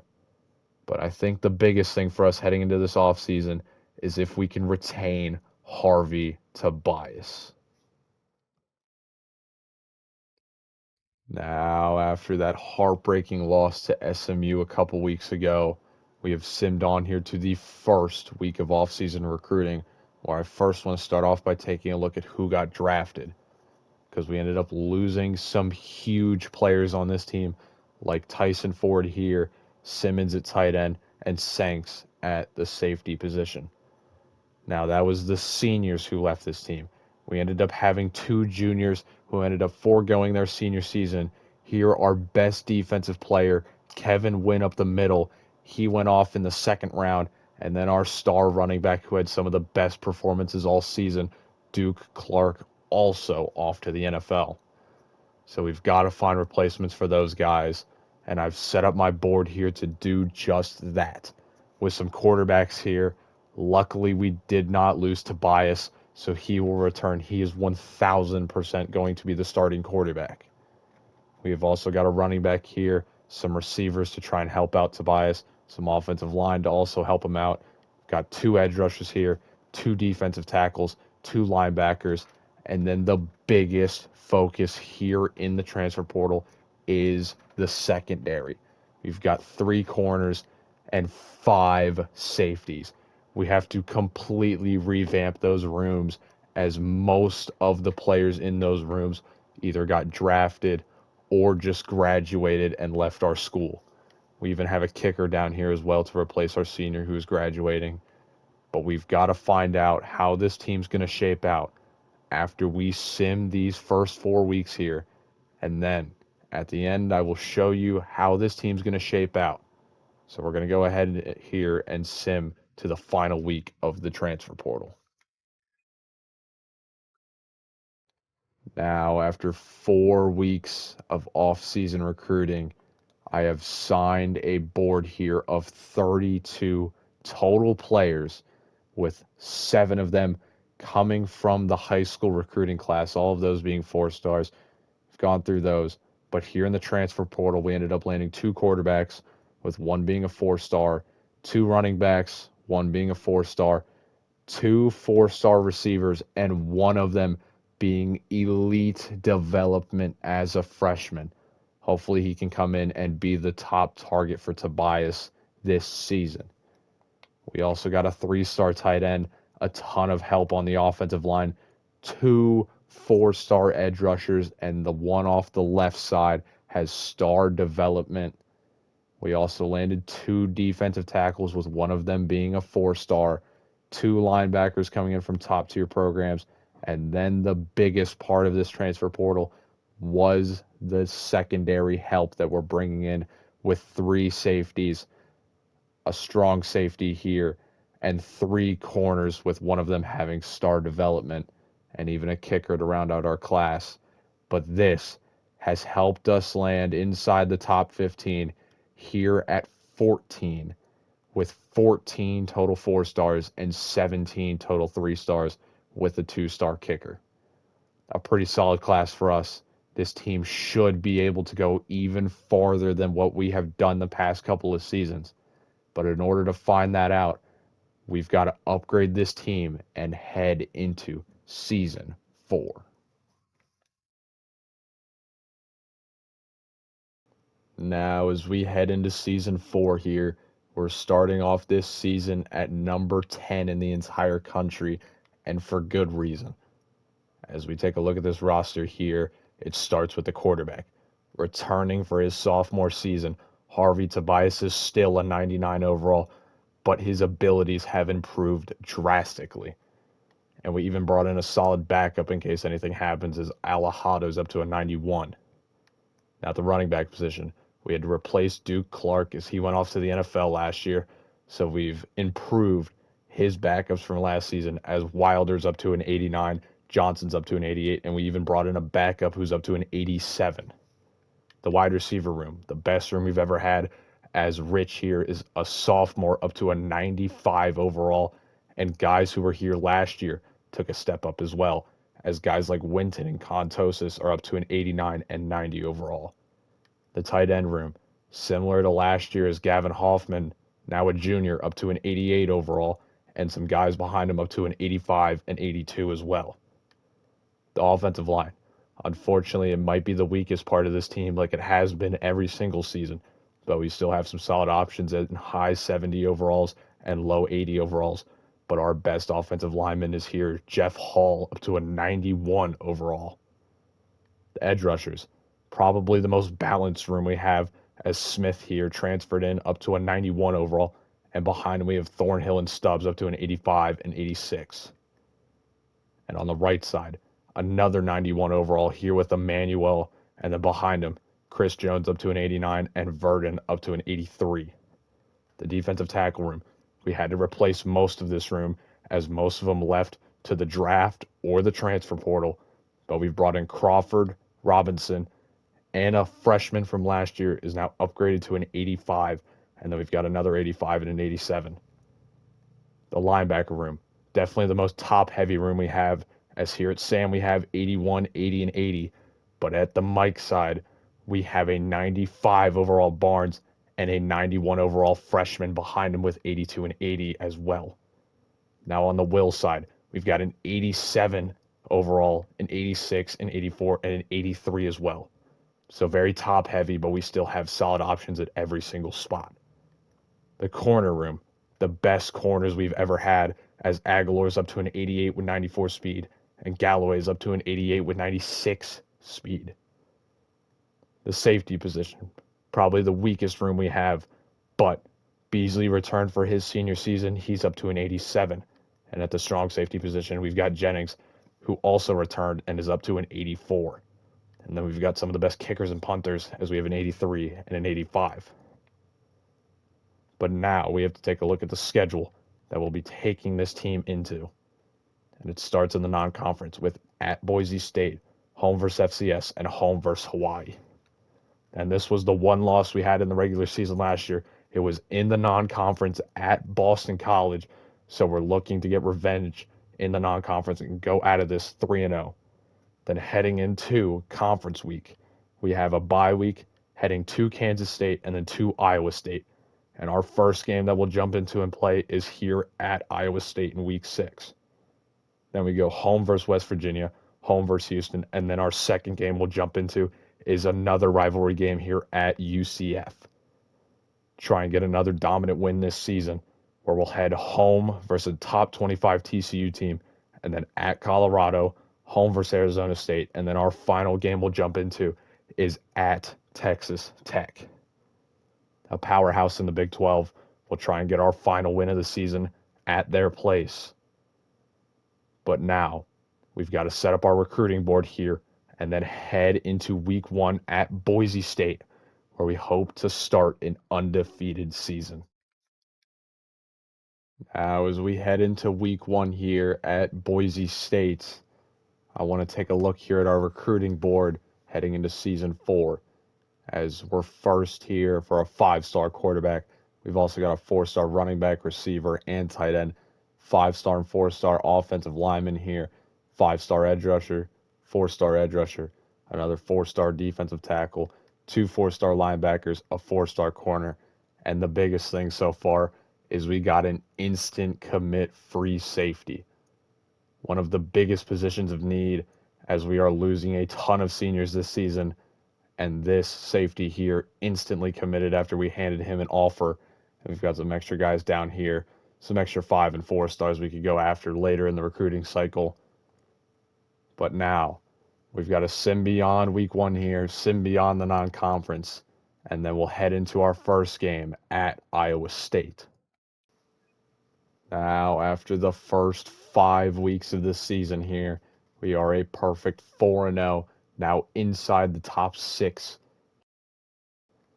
And taking a look here at the first couple of weeks, we would end up going to Boise State and getting a 39-21 win. Following that up, heading back home, we'd get a 45-10 win against FCS and then a 49-10 win against Hawaii. Heading into our bye week, where we go to Kansas State and get a 45-20 win. But now we're heading into this week here against an underperforming Iowa State team who is currently under 500. But those first 4 wins have helped us land a couple of recruits, and all of the players except for this offensive lineman here on our board have us at number 1. But we already have a right tackle here who ended up committing after a week 3 visit against Hawaii.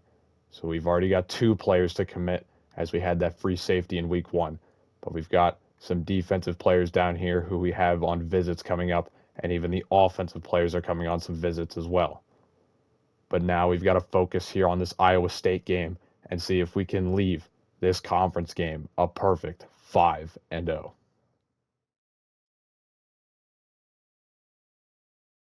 As we head into this game here against Iowa State, I expect to come into their place here and get a huge win.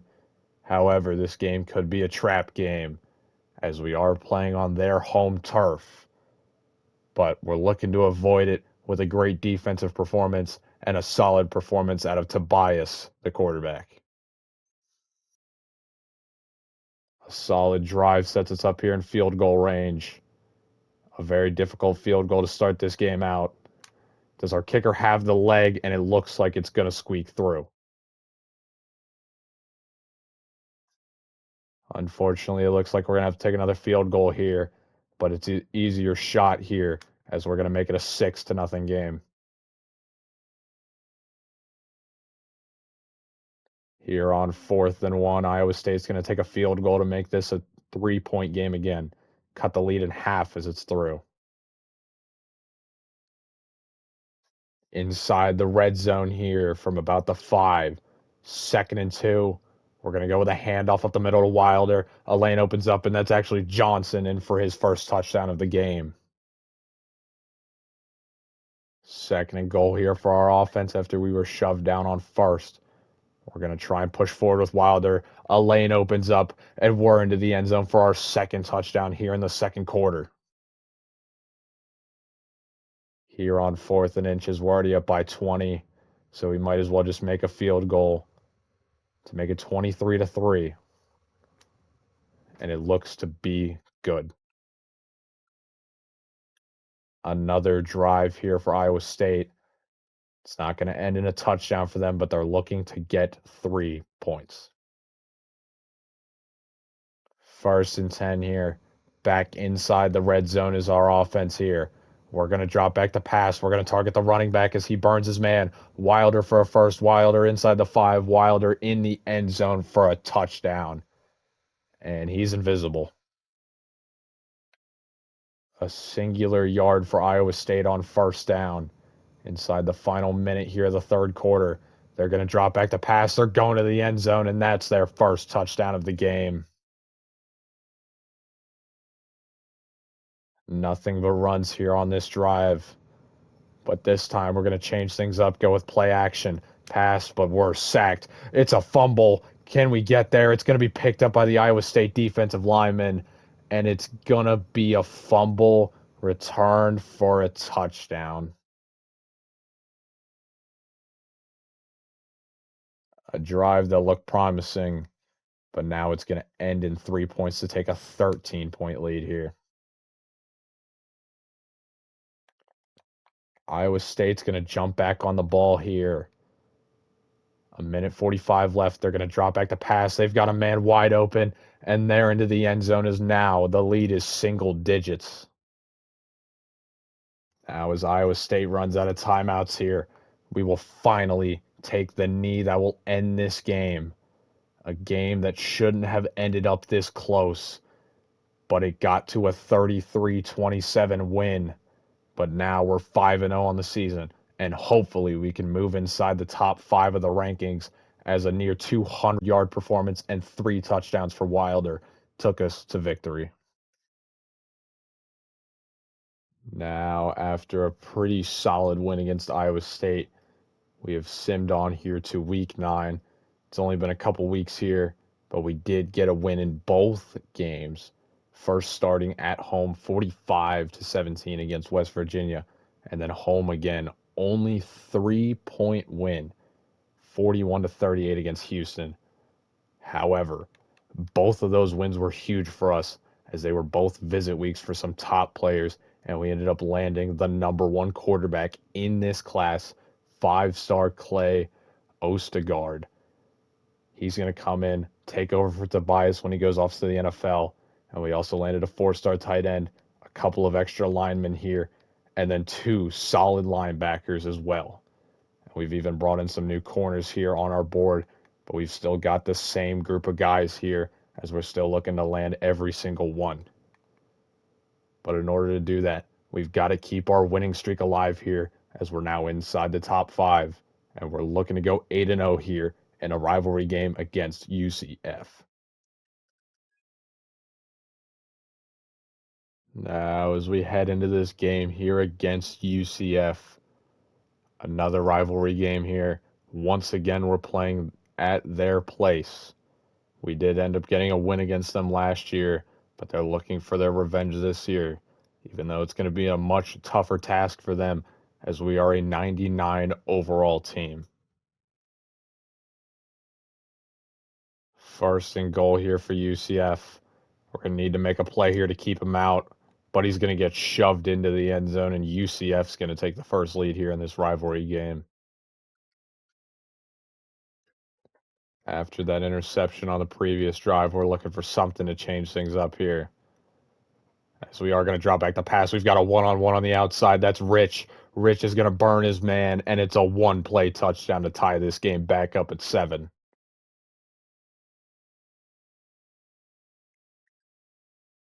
Third and inches here from the 2. We're going to push our way forward here with Wilder, try and get in the end zone right up the middle as the lane opens up. And we're into the end zone to take our first lead here of the game.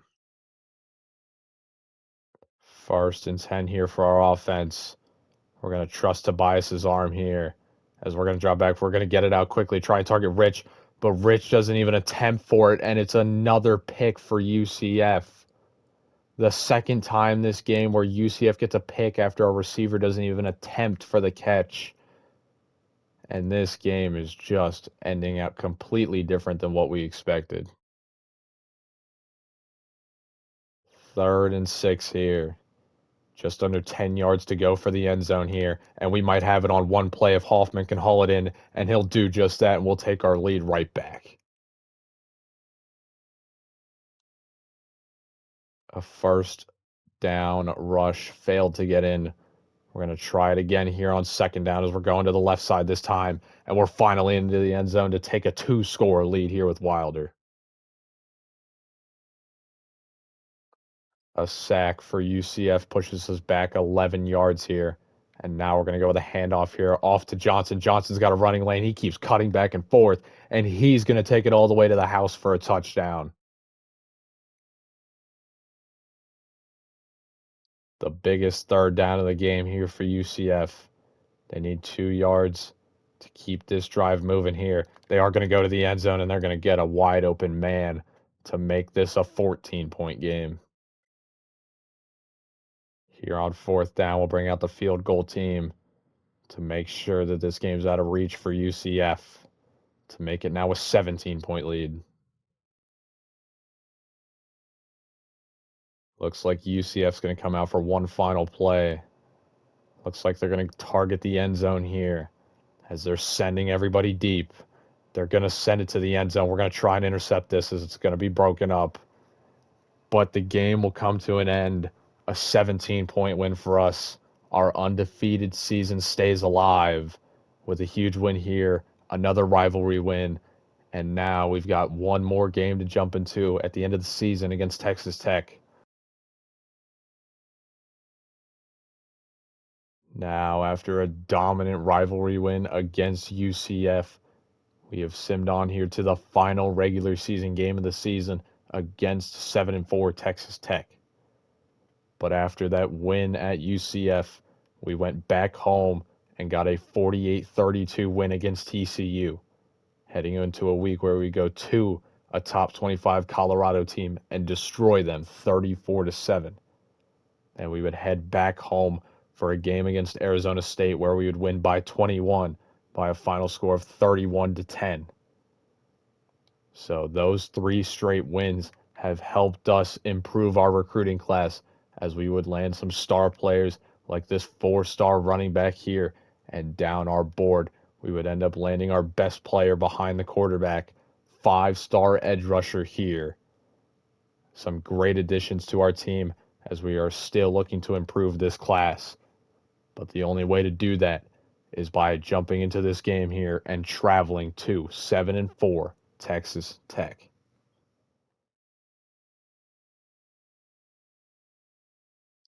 The final game here of the regular season. This time we're going to be traveling to Texas Tech's home stadium in a game that could end in our undefeated season, or it could keep it alive heading into the Big 12 championship game. But we've already got our spot locked, so we're just looking to have a very solid game. Jamaris Wilder got a first down on the last rush across midfield, and we're going to go right back to him on this play. We have another hole. We're going upfield. We need a block from Rich. We're going to get that block. We're going to get another block and a huge 47-yard run for Wilder, and we're already into the end zone here in the first quarter. Second and goal here for Tech. Going to keep the middle of the field stuffed up here. They're going to keep it with Hammond, and our edge rusher is just going to flop on the ground as Tech is going to tie this game up here at 7. This could be the final play here of the first quarter. Just under 30 seconds now. We're going to motion over Hoffman We're going to keep it on the ground as we're going up the middle here. We get a pancake block, and Johnson's in the end zone this time as he takes over for Wilder, and we are going to take our lead right back. 2nd and 12 here for Texas Tech.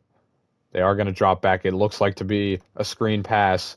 We're unable to shed any blocks, and they're into the end zone as they're going to tie this game right back up at 14. 3rd and 5 here for Tech. We need to get them off the field here. We are going to send pressure. They're taking a shot. It's caught.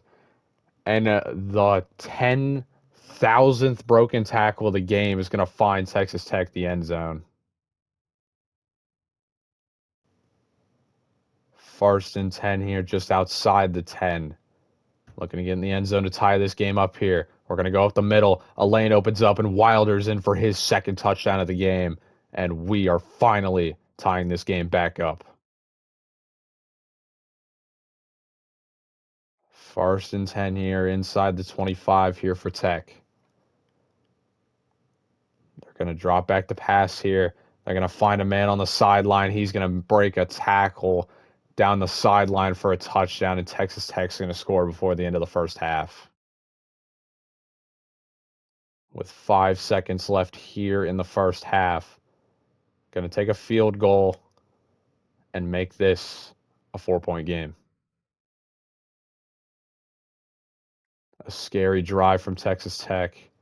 Could have ended in turnovers, could have ended in touchdowns, but now it's going to end in a field goal.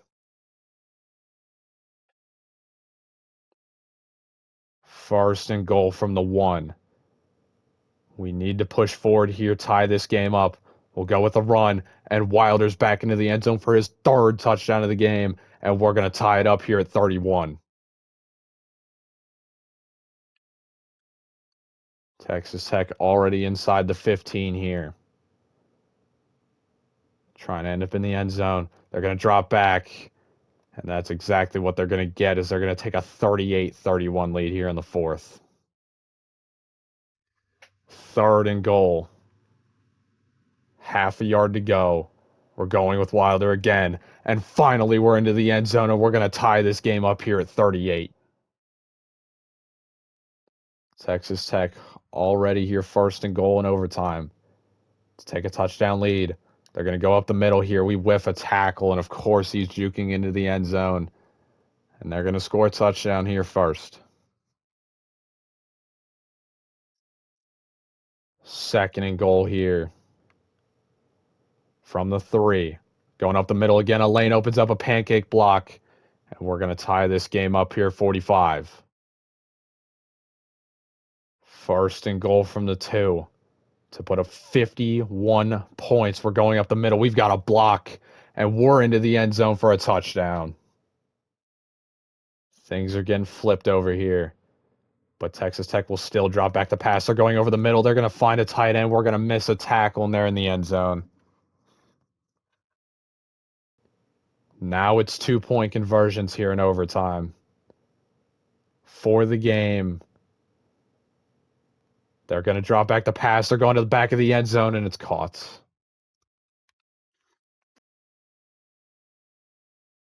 We've got the pressure on us here in overtime. We're going to drop back. We're going to target our tight end, and it's intercepted, and the game is going to be over. What a game from Texas Tech. That is the best 8-4 team in the entire country. And unfortunately, we're going to lose just before the Big 12 championship. Now, after our heartbreaking loss in the final week of the regular season to Texas Tech, unfortunately, we're going to have to turn right back around, this time at a neutral site, and play that same exact 8-4 team. They gave us a run for our money, ended up beating us 53-51. But unfortunately for us, it did not have any impacts on recruiting. So we still have all of our recruits here, still trying to go after this corner and this receiver. So the only thing left to do here is to jump in, watch the final few minutes, and see if we can get our revenge against Texas Tech. The Big 12 championship. We're back here once again, but this time we're facing off against a Texas Tech team that has beaten us in the final week of the regular season, a game where we both scored more than 50 points. So we're looking to hold them to less this game, looking to get a win here and cement our place in the college football playoffs. Now we'll jump into this game here. The final 3.5 minutes of the game. Texas Tech is down by 17 points as we've controlled most of this game, putting up 37 points in the first 3 quarters. As that pass right there will get them a first down across the 45 as they're going to continue moving here. From the logo, that's a strike across the 30.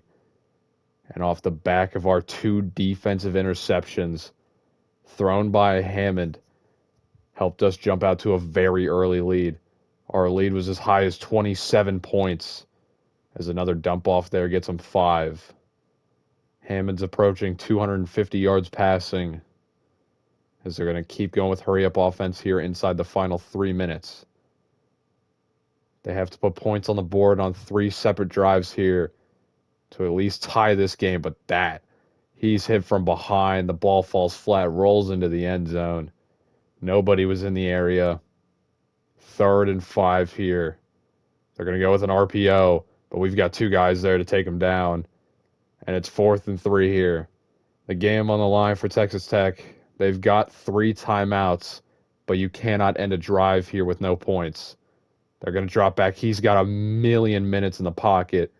He's able to take a check down for a first. They're going to go with hurry up here. This could be the final play before the 2-minute warning, the first stoppage of the 4th quarter. They're going to drop back again, and another interception from Hammond. His 3rd of the game is going to likely end the game for Texas Tech. They were able to beat us the first time, but it's hard to beat a team twice as Wilder goes up the middle for 1 as we hit the 2-minute timeout. But you just can't have that in the biggest moment of your season. 3 interceptions from your starting quarterback, your senior quarterback, is not what you want to see, as Wilder's now over 100 yards rushing there. Brings up 3rd and 3 as we're going to waste off as much clock time as we can here inside the final 80 seconds of the game. Going to go with a quick dump off here.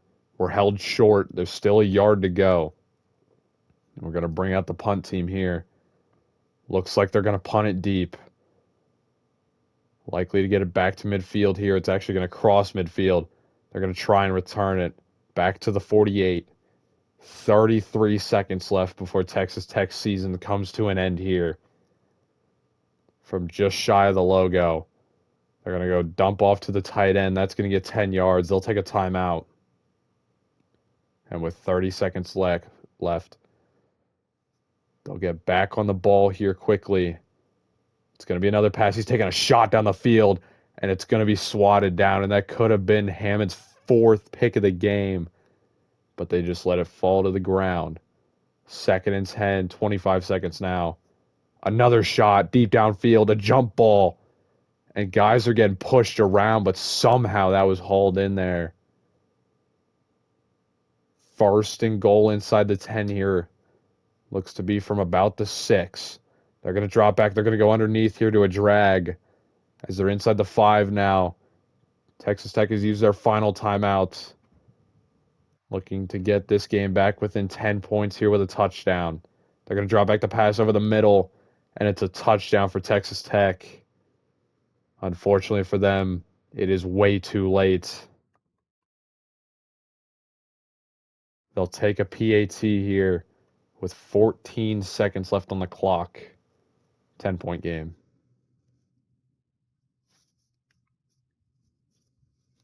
They're going to go with an onside here. Off to the right side of the field, but a dive, a rollover. And we will take a knee here to get a win in the Big 12 championship. And we now have a confirmed spot in the college football playoff. I don't think this was enough to get a first-round bye, but we should be a high enough seed to get a home game in the playoffs. So we're going to go ahead and jump into the playoffs to see who our first round matchup will be. Now, after a pretty solid win in a revenge game versus Texas Tech, we are playing against 7th ranked LSU here in the first round. Unfortunately, getting a win in the Big 12 championship did not push us up any farther in the rankings, so we are going to be traveling to LSU, an SEC opponent in SEC territory. Going to be a very difficult game, likely a step up from the competition that we have been going against this season. But the other thing I want to talk about, unfortunately, getting a win in the Big 12 championship did not help us land any extra recruits, so our recruiting class stays the exact same. I am also hiring some new staff this season, as I am firing our defensive coordinator after we had some pretty poor performances on defense this season. But that won't matter until next season. So we're going to go ahead here and jump into this game and see if we can finally win a game in the college football playoffs, this time traveling to LSU.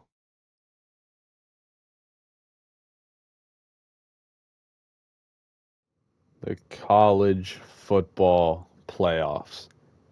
Back here for another year. This time we're taking on the LSU Tigers in Baton Rouge, their home stadium. We're traveling to them, but we do have the better team on paper. We did just get a win in the Big 12 championship game, so momentum should be on our side as we look for a first win here in the college football playoffs. Now we'll jump into this game here. 3rd and 15 for LSU. They're going to drop back the pass quickly here, but he's hitting the backfield. It's going to hit his own lineman in the back. And now it looks like LSU is going to take a field goal to make this a 1-point game. Here in this game, our offense had only scored 3 points heading into the 4th quarter, and then a back-to-back touchdowns has given us the lead, and now a field goal for LSU makes this a 1-point game. One of the best games here, as we're actually going to return it out of the end zone. A spin move gets us beyond the 15. As now, with 3 minutes and 33 seconds left on the clock, from our own 17, Tobias is going to drop back an in route over the middle, as he's only passed for 119 yards on the game. No turnovers for him. That was a good sign, as we're going to put the ball in his hands again. He's going to the sideline this time, as it's going to be completed to Stelz. And Rich has the first down. LSU's using timeouts here, as we are at 3 minutes flat left in the game here. We're going to trust Wilder on the ground, but they're already in the backfield. We're going to lose yards. And even though Wilder is over 113 yards, he's going to lose yards on that play. 2nd and 13. It's another pass. It's a beautiful ball to the John Mackey winner. It's going to be Gavin Hoffman for a first as LSU takes their final timeouts. The award for the best tight end in the country went to Hoffman, as now he's going to be motioned off in the backfield here. It's going to be a handoff to Wilder. He cuts off to the left side, hurdles a man while he's on the ground, and it's a fumble. As soon as I was talking about turnovers from Tobias, it's going to be the man in the backfield, Wilder, with a fumble, and now LSU is going to be across midfield here with under 3 minutes. But it's going to be instantly intercepted. LSU with a costly turnover, and we're returning this across the 35. Back-to-back crazy plays in this game, as that's picked off by likely the best linebacker in all of college football. That's going to be Barnes. And we're going to get the ball right back, this time at the 32. A heartbreak for LSU fans as a dump off here. We're trusting Wilder again as he's inside the 30. As LSU had the game in their hands here, as we're going to hit the 2-minute warning. And I believe that's likely just shy of the end of the game here. A first down ends it. We're going to trust it here with Tobias. A direct snap keeper to Tobias. He's going to lose 3 yards. And now we've got to go 8 here to get a first down. Keep this drive moving. We're likely within field goal range. They're going to send a blitz. And we might have lost field goal range there. As Cobbs, the LSU edge rusher, gets to us. And we're likely going to kick the field goal here and leave LSU with under 40 seconds. If this goes through, it is now a 4-point game here. But LSU has a chance to go down the field and score. We're going to kick it off. It's going to land right at the goal line. They're going to return it up the middle here, but he's going to get shut down just after the 20.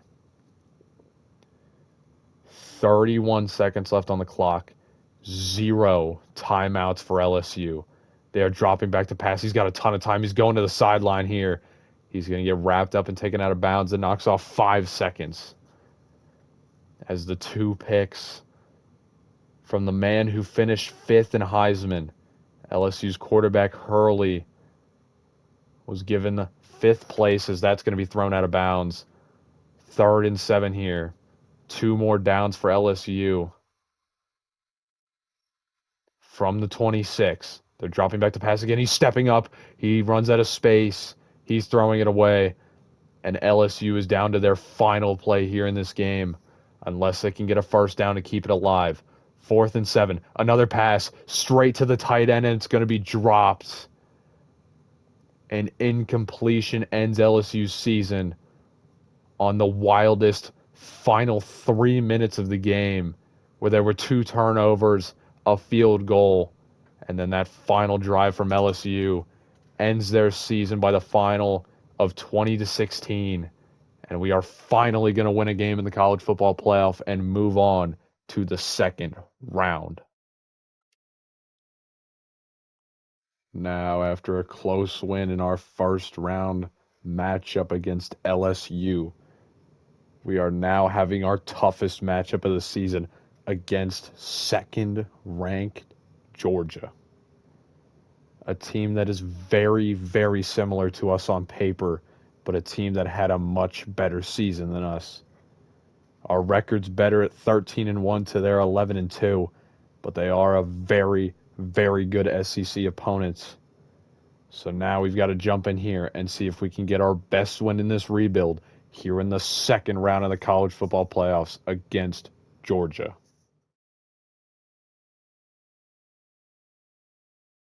Our second round matchup here against Georgia. We finally made it here. Now taking a step up from LSU in the SEC, as this Georgia team won the SEC championship. And now they're playing in their first game of the college football playoffs, but we're looking to ruin their season here, as we're expecting a big performance here from Tobias, and Wilder can get involved too, as we're looking for an upset win here against Georgia. We'll jump into this game here inside 4 minutes now, as we were leading Georgia heading into this fourth quarter, but a field goal and a touchdown has now given them a 7-point lead, as that's a solid run from Wilder to get us within 3rd and manageable. As we're trusting him again here on 3rd down, he's going to get some extra yards back to the 40, as Wilder's looking for his 100th yard on the ground here. As instead it looks like we're going to trust Tobias here, as we're going 5 wide, giving him an empty backfield. He's going to drop back to pass. He's going to find a little in route there that only gets us a yard. And it's going to be an empty set here again. Going to trust in my opinion, the best quarterback in all of college football, going underneath again to a big tight end. But now, as it looks like we're going to hit the 2-minute warning here. 3rd and 7. Tobias is going to have to go a little bit deeper in his bag here if he's going to find a first down. He's taking a shot over the middle of the field, and we're across the 40. That's the biggest pass of the game for Tobias, as we're going to take our first time out here inside 2 minutes. 1st and 10. Dropping back again. He's got so much time in the pocket, throwing it in triple coverage. But that's Stelz there Rich is able to bring it in, and we're inside the Georgia red zone here. Looking to tie this game up at 34. A quick in route there to the John Mackey winner, as we're going to take another timeout here. A huge drive for us. Looking to get into the end zone here. We just have to go 11 more yards against this Georgia defense. We're going with Wilder. He might have gotten an inch or two on that play, but it is exactly 3rd and 1 here. We need somebody to push forward. We need somebody to make the play. It's going to be on the ground with Wilder, and we get it. 1st and goal now. We have 4 plays and 40 seconds. It's going to start with Wilder up the middle as he runs straight into the tackle. He's at 100 yards now. We have used up all 3 of our timeouts. So we've got 34 seconds to get in here. We're going over the middle. We're trusting Rich, but it's going to be broken up. They seem to be putting a corner and a safety, double teaming Rich on that left side there. 3rd and goal. It's going to be another pass here. He's going to step up his hits, and it is overthrown. And now, empty backfield here for the final chance here. It's end zone or game for us. We're dropping back. It's going to be an end zone shot, and we've got a tie game here. It's the Tobias to Rich Stelz combination, and that is exactly what we were looking for here in this Sugar Bowl, as a PAT will tie this game up at 34. And now the kickoff team will come out here to kick it off to Georgia. It's going to land just inside the end zone. They're going to take it out here. We're going to reach 20 seconds left as he's shoved back beyond the 15. 1st and 10 for Georgia. Under 20 seconds left in the game here. They've got 3 timeouts, so they're going up the middle. He's going to make a couple men miss. Cannot get the 1st down. The clock is going to keep rolling here. They're going to hurry up, but with 1 second left, we are going to reach the end of regulation and head on to overtime. And this is exactly what we wanted to see here. An overtime game in the Sugar Bowl. Georgia will get the ball first. They're taking a shot immediately to the end zone, and it's picked off. The first play of overtime is picked off. A roller coaster of emotions here if you're a Georgia fan, as they may have just thrown away their season, as we could kick a field goal to win it here. We're going to start on the ground with Wilder, and he might be looking for the end zone here on the first play, as he's already inside the 10. Wilder with a 15-yard rush, and we are already inside the Georgia 10. Their season is slowly slipping out of their hands, but we're going to give them a chance with a pass here as we're inside the 4. What a beautiful ball there from Tobias. We don't want 3 points. We want a touchdown to end this matchup. As we're going underneath on a screen, we may have gotten 2 yards. As the ball pops out at the end of the play there. But the play was already ruled dead. 3rd and 2, we might just push it forward here. Right up the middle here. We're going to bring in a backup running back. The field goal team comes out as Georgia takes a timeout. 4th and 4. The field goal to send us on in the college football playoffs. It's up, and it is right through, and Cincinnati is going to upset Georgia here in the Sugar Bowl as we get a 37-34 win, and we are moving on once again here in the college football playoffs. Now, after beating Georgia in the Sugar Bowl, we have moved on here to the Fiesta Bowl, where we are once again playing a top 10 SEC team. This time we are taking on the Tennessee Volunteers, who is likely a step up on paper from LSU, and they could even be in the same tier as Georgia. So this team cannot be taken lightly. But we have now put ourselves in a spot here where we are 1 game away from the national championship. So we're going to go ahead and jump in here and see if we can take ourselves all the way to the national title game. The third round here in the college football playoffs. This time we're playing against another top 10 SEC opponent, but this time we're taking on Tennessee, as we have already defeated LSU and Georgia. So we're looking to take down the third stone here, looking to take down Tennessee and get our first trip to the national championship here in this rebuild.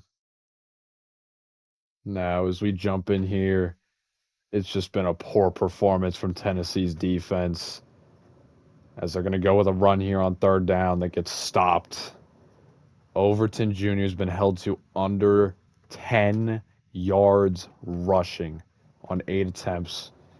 They're going to drop back to pass here on fourth. They're going to the end zone, and they're going to get this game a little bit closer, as it looks like Tennessee's going to take a PAT here to make it a 13-point game with just under 3 minutes left. Tennessee's going for the onside here, but a sliding grab as the ball is down at the 41. We'll start our drive here inside 3 minutes left. This game is already likely over, as a run with Wilder off to the left side. He might go to the end zone here as he's inside the 10, down at the 6, as Tennessee will take a timeout here. We're already here first and goal after Tennessee's touchdown. Looks like we're going to go with a keeper here. Tobias going to push his way forward down to the 1, as it looks like Tennessee is going to use up their second timeout here. Back-to-back fantastic runs from Wilder and Tobias, and we might end it here with a Wilder run. A lane opens up on the right side, and as soon as Tennessee scores, we go right back down the field, and we've put up 43 points. And this PAT should make it 44, as a chip shot is good. It is now a 20-point deficit for Tennessee. They're going to need some sort of miracle that I haven't seen before in this game, as it's going to go inside the end zone. They're going to return it here, but he's downed just across the 15 at about the 16. They're going to start their drive here. They're going to need a miracle. Somebody's going to have to go deep. Somebody's going to make a jump ball play, as he's got a ton of time, and they're going down the field on the first play, and he might have thrown that ball 70 yards.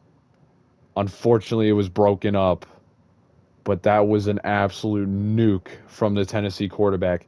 They're dropping back again, but unfortunately, he's not going to have as much time as he did last time. And that is Smith's 4th sack on the game. The transfer Smith came in here this season and has put on a show. As we're sending another blitz, he's spinning around in the pocket, and that's another sack. And of course, it is Smith again with a record-breaking 5th sack on the game, as I believe that ties a Cincinnati school record for sacks in a game, as we had a player break it last season. I didn't bring it up because it was when we were simming games at the midpoint of the season, but now that we're in this game watching it, we could be witnessing history if Tennessee gets the ball back. But Tobias is just going to hand it off and let Wilder do his thing. Cincinnati's rushing yards leader is going to go to the end zone once again, and we are witnessing an all-time Fiesta Bowl performance from our offense, as we have put up 50 points, and Wilder with back-to-back touchdowns. And it's going to bring Tennessee's offense back on the field, as now we're looking for a different record to be broken, as Smith, if he could get his 6th sack on the game, it would tie an NCAA record, I believe, for single-player sacks in a game. But now, Tennessee's offense starting here from the 19, just shy of the 20. Their season is likely already over, as they're going to go out of bounds. They don't even get a yard on the play, as Deuce Knight, can't even really say his interception was a problem in this game, as it looks to be Tennessee's defense that really sold him here. But that's a solid pass there. Brings up 3rd and 4. but we are inside the final 75 seconds of the game here. They're taking a shot downfield, and there's the dagger. There's the end of Tennessee's season, as that interception right there brings up Deuce Knight's second pick on the game. It's Galloway. And with the knee here, we are going to end Tennessee's season, the third SEC team to fall to Cincinnati here. And we are going to be finding our first appearance in the college football national title game with a shot to end this rebuild after only 4 seasons. Now, after taking down the number 7, the number 2, and the number 6 team in the college football playoffs, all SEC teams, we are finding ourselves in the national championship playing against 5th ranked Miami. Finally going against a different conference here.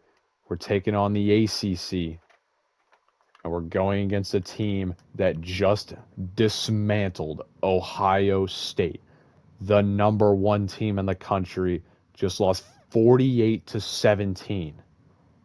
But on their way, they were the 5 seed who ended up beating MAC team Ohio in the first round, and then 4th ranked SMU in the second, and number 1 Ohio State in the semifinals to now face us here in the national championship after we beat 7th ranked LSU in the first round, 2nd ranked Georgia in the second round, and then 6th ranked Tennessee in an absolute blowout in the third round.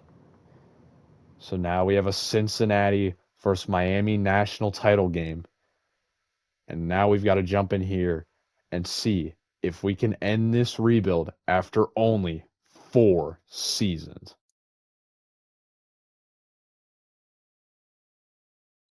The national championship.